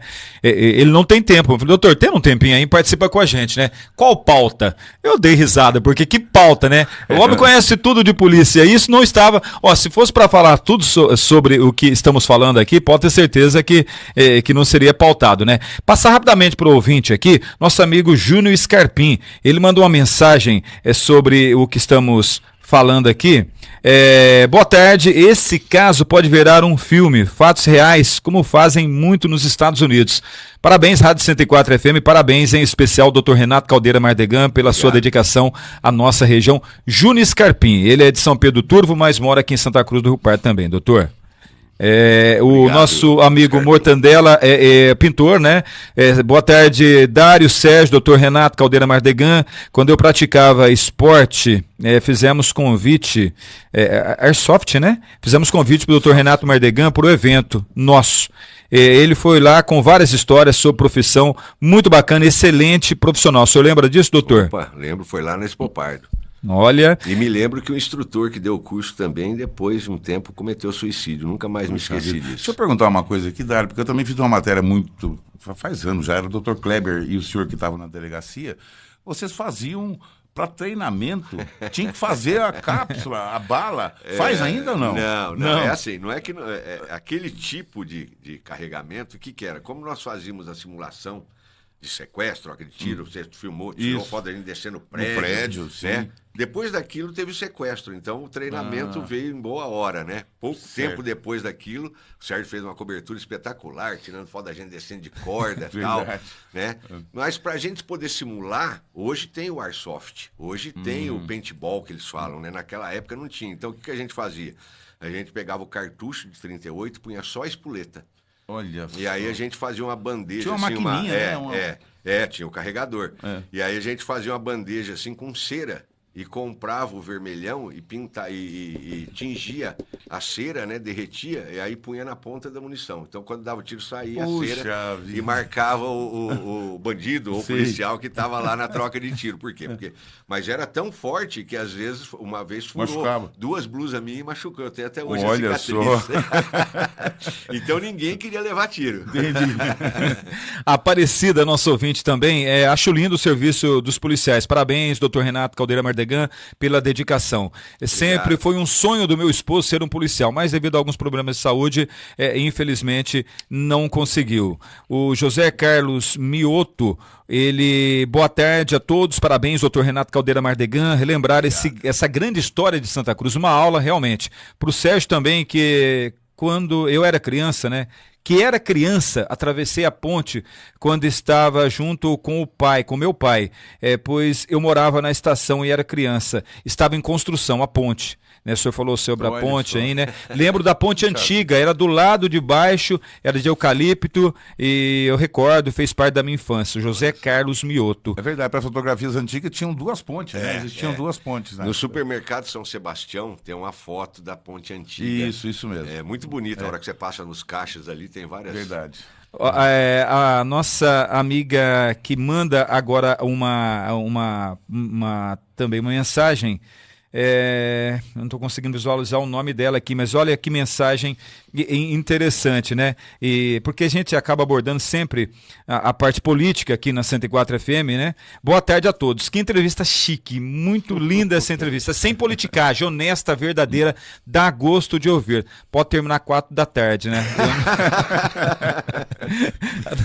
A nossa amiga Cá também, que entrevista linda, maravilhosa, parabéns, que aula, parabéns a 104, parabéns ao doutor Renato Caldeira Mardegan.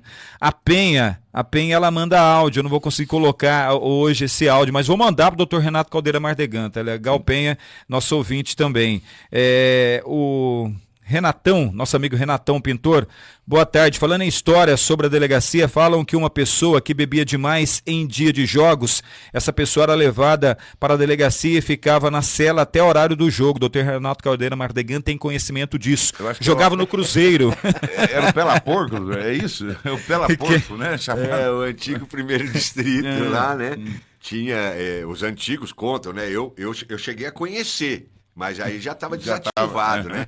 Mas era o Pela Porca, ele não tinha só a cela, então se tivesse muito frio, os caras ficavam... E era assim, né? A história conta, o pessoal conta que assim, carnaval, por exemplo, tinha os caras que aprontavam, então tinha sempre 5, 6 figuras que eram conhecidas.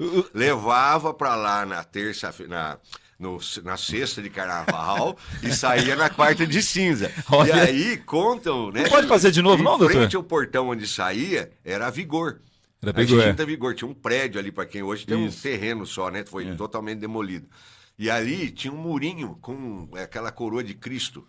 E aí, espinho. O espinho. Sim. Aí eles cortavam o espinho, sentavam no muro e ficavam assistindo quem ia sair preso, que ia na quarta-feira de cinza. Né? Alguns pais também ficavam ali prontos para bater nos filhos que tinham aprontado, com cinta. Você entendeu? Então o pessoal da antiga conta, né? Eu tive a oportunidade de trabalhar com alguns que já se foram. E eles contam, falaram assim, era uma festa na quarta-feira de cinza, doutor, soltar o pessoal.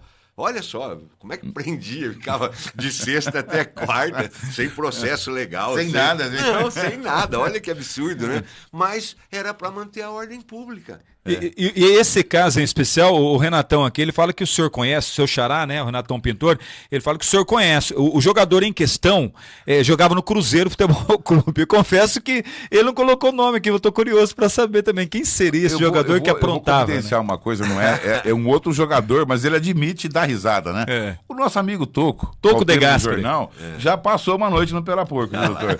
Era um campeonato São Paulino, foi comemoração, parece que entrou na água da fonte luminosa, pronto, já levaram passou no Pela Porco. Mas apanhou só de manhã, quando o pai foi buscar. Apanhou pelo pai. Boa. Uma pauta sugestiva para ele, claro, aqui, né? É verdade. Que sempre está oferecendo pautas pra gente. O nosso amigo Jefferson gostaria de perguntar ao delegado de polícia se é permitido esses escapamentos barulhentos que os motoqueiros passam acelerando nas ruas de nossa cidade, ou se há alguma proibição, até mesmo uma fiscalização sobre essa questão. E ele também complementa, hein? Parabéns ao Dr. Renato Caldeira Mardegan, muito sucesso. Então, Jefferson, existe a legislação. Eu vou ficar te devendo uma informação mais precisa, porque há uns 17 anos que o trânsito, a Ciretran, o Detran, ele saiu da esfera da Polícia Civil. A Polícia Civil é que tomava conta do Detran. Inclusive, eu fui delegado de trânsito por muitos anos aqui em Santa Cruz. E na época minha, da doutora Isabel, que depois me sucedeu, nós tínhamos uma equipe, né? O saudoso Roberval, filho do Jorge Araújo, que era uma sumidade em identificar carro clonado, carro adulterado, né? O João Serra, está firme até hoje aí, e o Raul. O Raul, ele era tido como chato, perseguidor e tal, mas ele passava de carro, ouvia uma moto com escapamento, ele marcava, intimava o cara e mandava o cara trazer o lado de metro. Nunca teve. Existem escapamentos absurdos, realmente. Incomodam não só a você, Jefferson, mas a mim e acho que a todo mundo que está aqui na bancada, né? Só que eu vou ficar devendo para você uma legislação específica, né? E também a quem compete a fiscalização. Se é a Polícia Militar, se é o Detran, se é a Ciretran, se seriam os agentes de trânsito. Por quê? Porque já teve caso na época nossa de você fazer a apreensão e o cara trazer o laudo. E o laudo realmente dizia, né, que aquele escapamento estava dentro das normas. E a gente tinha que liberar, desconsiderava a multa, enfim. Né? E tinha os que realmente exageravam, a gente trazia o decibelímetro, né? Enfim, eu vou ficar te devendo essa situação de fiscalização porque isso fugiu da seara da Polícia Civil. Nós não fiscalizamos mais trânsito em nenhum órgão do estado de São Paulo. Para o senhor ter ideia, né? Que pena, doutor, o Jefferson deveria voltar ao comando da polícia, né? Ser antigamente desta maneira, porque realmente iria funcionar. Aqui também, mandando uma pergunta, na verdade, felicitando o doutor Renato Caldeira Mardegan, o Paulo André. Parabéns ao doutor Renato Caldeira Mardegan pelo convite aí de vocês da bancada do jornalismo da 104 FM. Show de entrevista, vale a pena realmente. Obrigado, Paulo André. Olha, muita gente mandando mensagem, eu fico imaginando o meu celular, né? Porque muita gente manda no meu celular, né? Como eu não deixei de propósito, né? Eu ia fazer um intervalo, ia pegar o celular. Só que, como a entrevista é tão rica assim, não dá para parar, né? Doutor, já caminhando para essa reta final de entrevista aqui na 104 FM, vindo agora para uma triste realidade nossa. O senhor falou 2 casos maravilhosos aqui em Santa Cruz, solucionados pela Polícia Civil de Santa Cruz, mas hoje, infelizmente, um tipo de golpe que vem acontecendo, um crime que vem acontecendo é o estelionato, né? Artigo 171 cresce a todo momento. Eu lembro que eu converso com o senhor sempre na Central de Polícia Judiciária e as pessoas aqui também, os nossos ouvintes, falam, mas tal pessoa caiu, olha, é um médico, golpes é um advogado, antigos, né? Golpes antigos, é uma pessoa mais simples. Isso acontece a todo momento em Santa Cruz. E a recomendação do Dr. Renato Caldeira Mardegan, e eu vivo repassando essa informação aqui, muitos casos acontecem devido à ganância, né? Devido à ganância. Da vítima. Da vítima, obviamente, né? Agora, doutor, é impressionante a crescente desses golpes aqui. Hoje, em Santa Cruz do Rio Pardo, podemos colocar aqui o artigo 171, estelionato. É o tipo de ocorrência que mais chama atenção na Polícia Civil? Sem dúvida. É uma ocorrência que da pandemia para cá, onde as pessoas passaram a lançar mão de um recurso tecnológico maior, no caso a internet, né? A rede mundial, porque você não podia sair para lugar nenhum.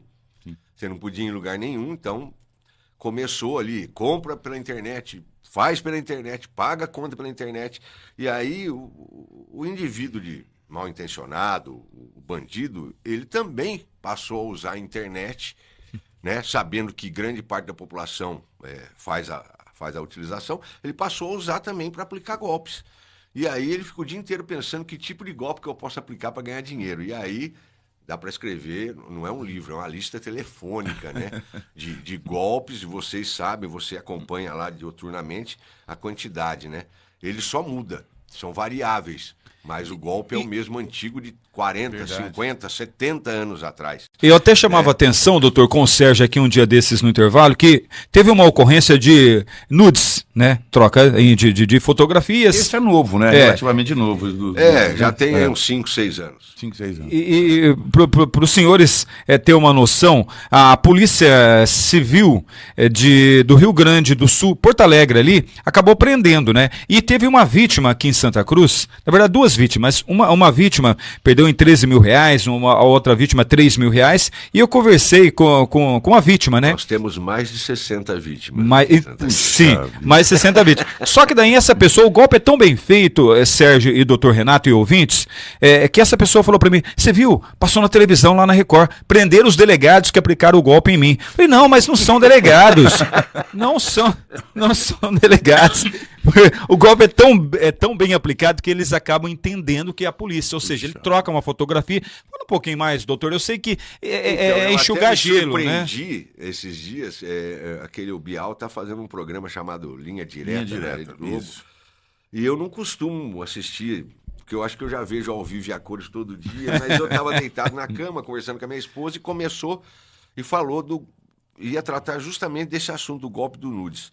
Mas eles fazem a reportagem lá, eu até não entendi por que eles iam colocar aquilo, é porque no final disso tudo, o que aconteceu foi que das vítimas se matou, se suicidou de vergonha. E lá em Santa Catarina, pertinho ali de onde são aplicados os golpes, né? Que parece que as quadrilhas são do Rio Grande do Sul. E no meio aí eu continuei conversando com a minha esposa e tal, e no meio da coisa me chamou a atenção, eu olhei assim, aí o repórter falou assim, e agora eles estão mais tecnológicos, os golpistas, né? Ele conseguiu o cara pôr na casa, depois a polícia descobriu lá, ele montou um banner da polícia do Rio Grande do Sul, você manda fazer em qualquer lugar, banner da 104 aqui e tal, um computador, um simulacro de arma de fogo, um colete da Polícia Civil, e a suposta mãe da menina, porque pro ouvinte entender, o nudes é o seguinte, né? A pessoa manda fotos nuas para você, fazendo de conta que é uma menina, né? Não fala que é menor de idade, né? Mas não é.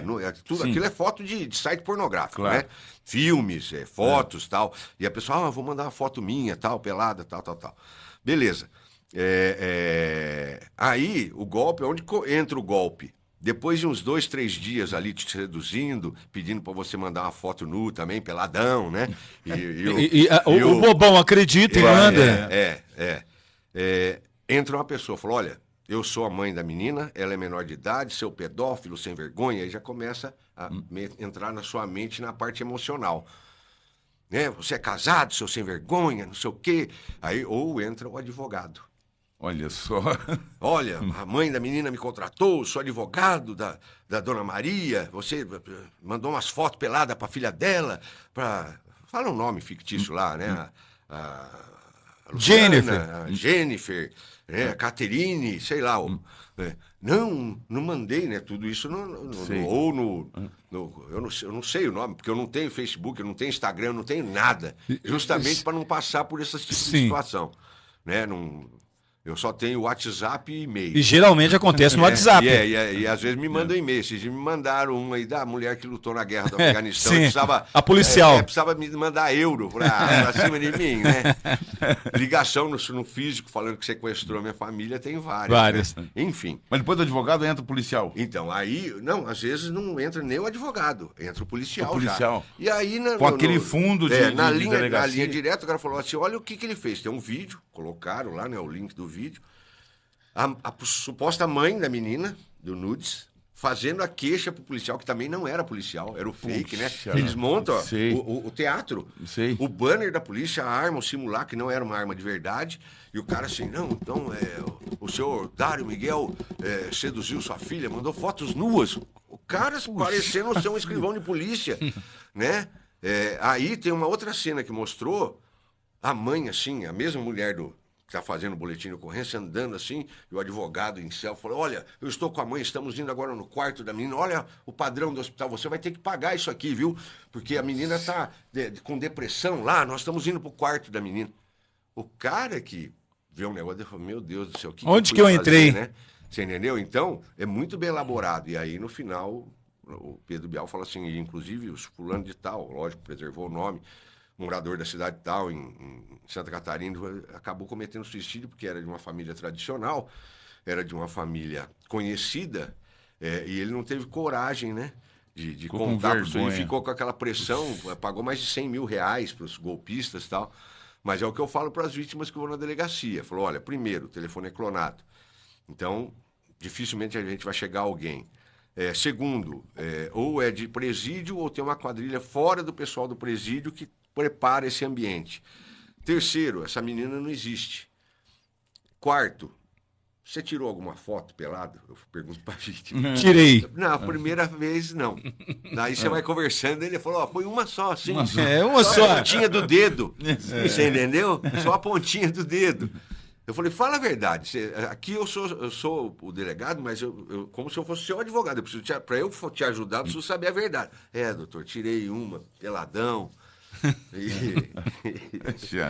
Enfim.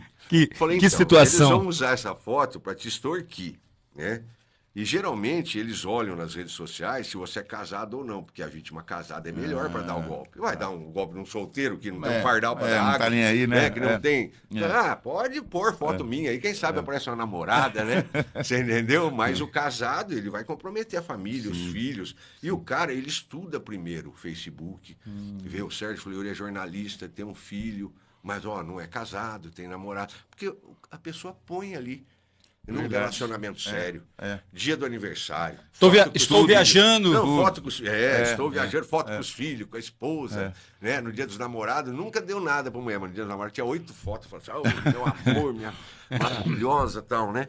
E é onde o golpista aproveita para se munir de informações e aí ele começa o golpe. Esse do nudes é impressionante, né? Aí eu pergunto para a vítima, viu, tirou ou não tirou? Não, tirei, doutor, tirei. Quantas fotos? Mandei umas 3, 4, tá. Primeira coisa, para ajudar você, conte para sua esposa. Como assim? Você tá louco? Eu falei, a fonte de extorsão desse golpe é a sua esposa. Eles vão ficar ameaçando contar para sua esposa. Então você vai lá e fala, bem, fiz uma bobagem, uma loucura. Eu achei que eu era o bonitão da balachita. Tirei uma foto pelada, uma menininha que eu nem sei se existe. Conta. Ela vai brigar com você, xingar você, dar umas vassouradas, não sei, mas pelo menos... Mas é melhor. Você entendeu? Você vai tirar um peso. Porque o cara que não tem uma estrutura emocional preparada, ele vai pro lado do suicídio, porque a pressão é tão grande. E ele não sabe se é verdade ou se é mentira, esse negócio do delegado, o outro até falou lá, né? Prender os delegados. Prender os delegados. Não é delegado. São golpistas travestidos, né? De policiais. Enfim. Então eu vou desse jeito. Você já tem que contar para sua esposa. Aí eu encontro a pessoa, e aí contou? Falou, doutor, levei umas 8 cabadas de vassoura. Vai resolver o problema. Tá certo.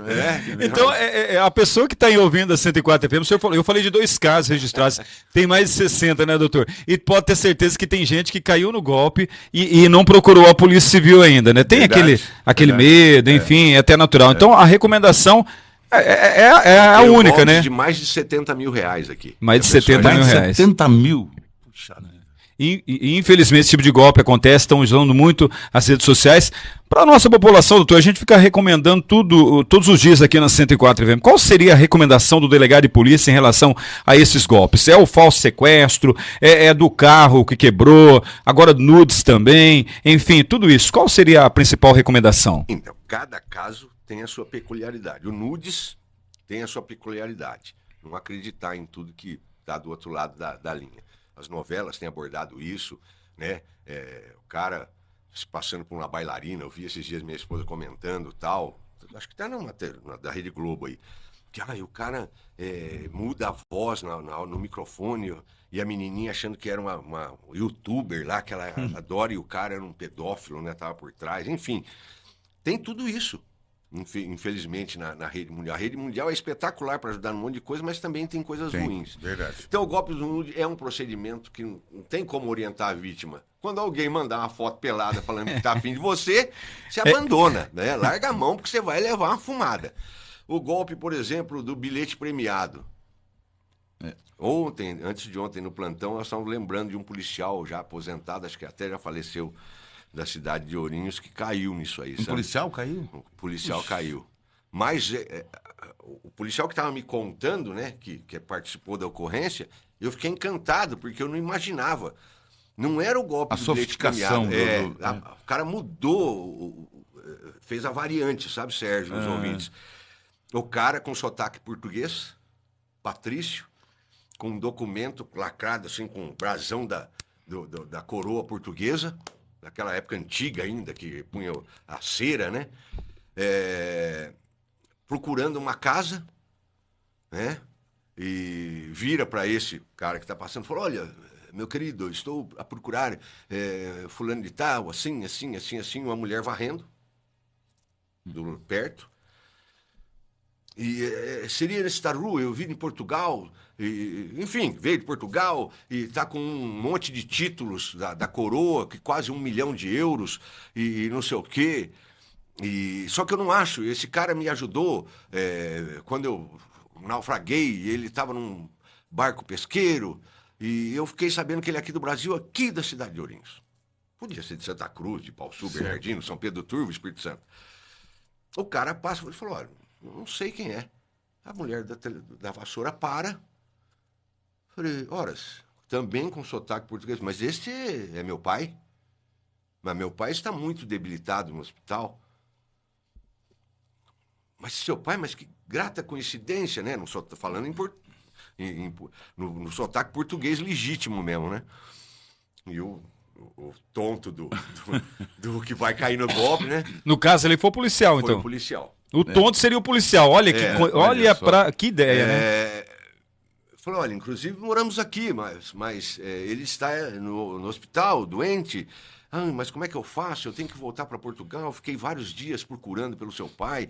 Gastei todo o meu dinheiro, não tem dinheiro. E aqui tem quase 1,5 milhão de euros em títulos que eu vim trazer de forma a agradecer o que seu pai fez por mim no passado. Realmente, papai me contava desse naufrágio. Olha só. Resumindo, história. irmão, falou: vamos fazer o seguinte, eu preciso voltar. O português fala. Ela falou: eu vou fazer contato, ver como é que está papai no hospital e tal. Falou: mas eu não posso ficar com isso aqui, eu preciso ir embora. Vocês não conseguem me arranjar um pouco de dinheiro para eu ir embora? E vocês ficam com os títulos, depois vocês vendem e recuperam isso aí. Resumindo, esse policial deu 50 mil reais pro cara. Puxa vida. Não dá para mulher sempre acreditar louca, se né? não fosse ainda contado detalhe, pelo senhor. Pegou o pacote de títulos e falou: fica com você em garantia, amanhã você vem com ela aqui, certo? E aí vocês refazem aí, vendem os títulos, aceitam em qualquer banco, porque são títulos nobres da nobreza portuguesa, barrotes de ouro, lingotes de ouro, tal, não sei o quê. O cara policial, se fosse eu, cara, eu sortava pra olhar o que tinha dentro, você entendeu? Ele É que deu é dinheiro. muito envolvente, né? Muito a envolvente. conversa Muito envolvente. É impressionante. Se usassem para o bem, o Brasil era o primeiro país do mundo. Verdade. E ele voltou no dia seguinte, chegou lá na casa da mulher lá que estava varrendo, casa fechada. Viu? Não, tá para alugar a casa aí. Puxa. Mas e a mulher? Falou: não tem mulher nenhuma que varre aqui. A varredora da rua, que se disse filha do cara que ia receber os títulos, também era golpista. Você entendeu? Então eles montam um circo. E o É um teatro. bilhete premiado é a mesma coisa. Sempre Tem o dois, golpista, né? sempre tem um Isso. bem vestido, você entendeu? Vamos lá, vamos ajudar ele então, porque ele não tem... tudo... Nossa, ó. Então, não acredite em milagres, são as dicas que eu dou. Não acredite que mandar uma foto de uma mulher pelada é a pessoa e você está sendo o bonitão da balachita. Enfim, eu ficaria aqui até amanhã falando as formas de não cair no golpe. A verdade é uma só. Ninguém ganha dinheiro fácil, tem que ralar muito, você entendeu? Então não acredite. O negócio tem a venda do carro pelo intermediário. Monta no carro, vai lá e escolhe o carro. Esse aqui o carro. Quem é que está vendendo? É você, Dário? Não, mas o meu primo Sérgio Fleury. Não, é você ou não é você que está vendendo o carro? Não, sou eu. Falei: quanto você quer no carro? Me interessou. Cadê o documento? Não para com esse negócio. Eu mandei 5 mil. Quem que é Sérgio? Quem é o Sérgio aí? Verdade. Não, é um primo. Para. Vai lá e compra o carro. Eu brinco, já falei aqui na rádio uma vez. Uma vez eu fui vender um carro para um garagista aqui. Era uma sexta-feira. Ele falou: o senhor aceita cheque? Eu falei: na sexta não. Se fosse na segunda, na terça, eu ia lá no banco. Na sexta vai ficar difícil. Pode trazer tudo em nota de 10, que é mais difícil falsificar. Ele veio com sacola. Levou mesmo, né? Ele Olha levou só, meu o senhor carro, pediu. mas eu contei dinheiro em nota de 10. Ele trouxe, eu brincando, né? Então, assim, aí você não sofre golpe. Com certeza. Dário, eu também estou recebendo mensagem no celular, mas uma que me chamou a atenção. Parabéns, Sérgio, Dário e ao doutor Renato. Excelente profissional. Vivemos bons anos juntos trabalhando. É o Severo. Severo, ex-policial Grande militar. Luciano Aparecido Severo. O Felipe, o Severo. Nossa, nós temos muita história para contar. Imagino eu. Grande Sargento Severo. Grande, realmente. Eu tenho certeza que o meu celular tem bastante, mas A amizade infelizmente. é tão grande que ele é meu compadre, viu? Compadre? Olha só. Revelações, né? Revelações. Não sabia disso. Doutor, mas obrigado pela aula, né? Pela aula, o senhor mesmo. disponibilizou Sim, esse tempo nessa aula aqui pra gente e, consequentemente, para os nossos ouvintes, uma matéria muito rica. Era bom se deixássemos a pauta da política um pouco de lado, sempre, né? Sim. Uma entrevista Bom, rica, mas é difícil, dificilmente, Sérgio, e você concorda comigo, nós temos uma riqueza como temos hoje o doutor Renato Verdade. Caldeira Mardegan. Obrigado. É uma aula realmente, eu sou uma pessoa privilegiada, convivo com ele todos os dias na Central de Polícia Judiciária. Então, doutor, muito obrigado por tudo isso. E é claro, tem a escolha da música para a gente terminar, né? E os microfones da 104 FM à sua disposição, porque senão, olha, 2h36, para quem ia terminar Puxa vida. 2 horas. Muito bem, eu quero agradecer as palavras de carinho, sua, do Sérgio, de todos os ouvintes. Alguns nós conhecemos, outros não, mas tenho certeza que todo mundo conhece a gente, porque a gente está aqui há muito tempo. Agradecer a oportunidade, eu sinceramente não esperava que era para vir aqui contar história, né? Eu achei que você ia me Muito perguntar bom. tantas coisas, preparei alguma, até puxei uma aqui na internet que eu precisava lembrar. Eu achei que ia perguntar alguma coisa de escola, enfim. Né? Você vê como que- Mas fica pra próxima, Fica né? pra próxima, já tá agendado. E eu fico muito feliz por estar aqui. Fazia tempo que eu não vinha, né? Tava com saudade. Acho que a última vez que eu vim aqui, tava o Diego ainda, enfim, né? E já faz alguns meses que ele está aí trabalhando em outra área. Mas continua sendo nosso amigo. Claro. E tá ouvindo a gente. Sem dúvida. Claro. E um abraço a ele aí, a todos os ouvintes, agradecer o carinho de vocês. Ó, Fiquei muito antes, porém, surpreso doutor, com a- o Elton Ferreira, manda um abraço para ele, que ele mandou várias fotos aqui, pediu para entregar para o senhor, da Vigor também, enfim. E então o senhor não pode esquecer de mandar um abraço para o Elton Ferreira. E a última aqui, porque senão não dá tempo, né? O nosso amigo Patrick, boa tarde a todos. Enfim, ele mostra aqui, ele manda uma mensagem sobre um golpe. Muito prazer, sou dos Estados Unidos da América. De que país você é? Se não me importa, você fala inglês? Esse Ó o golpe, geralmente né? eles mandam por e-mail. Meu Olha meu só. nome é Sargento Jane. Isso. Tal.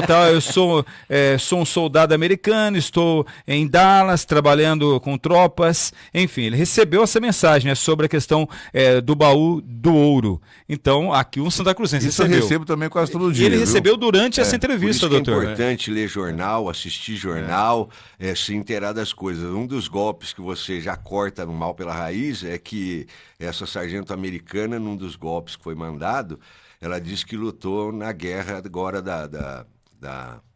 entre a Rússia.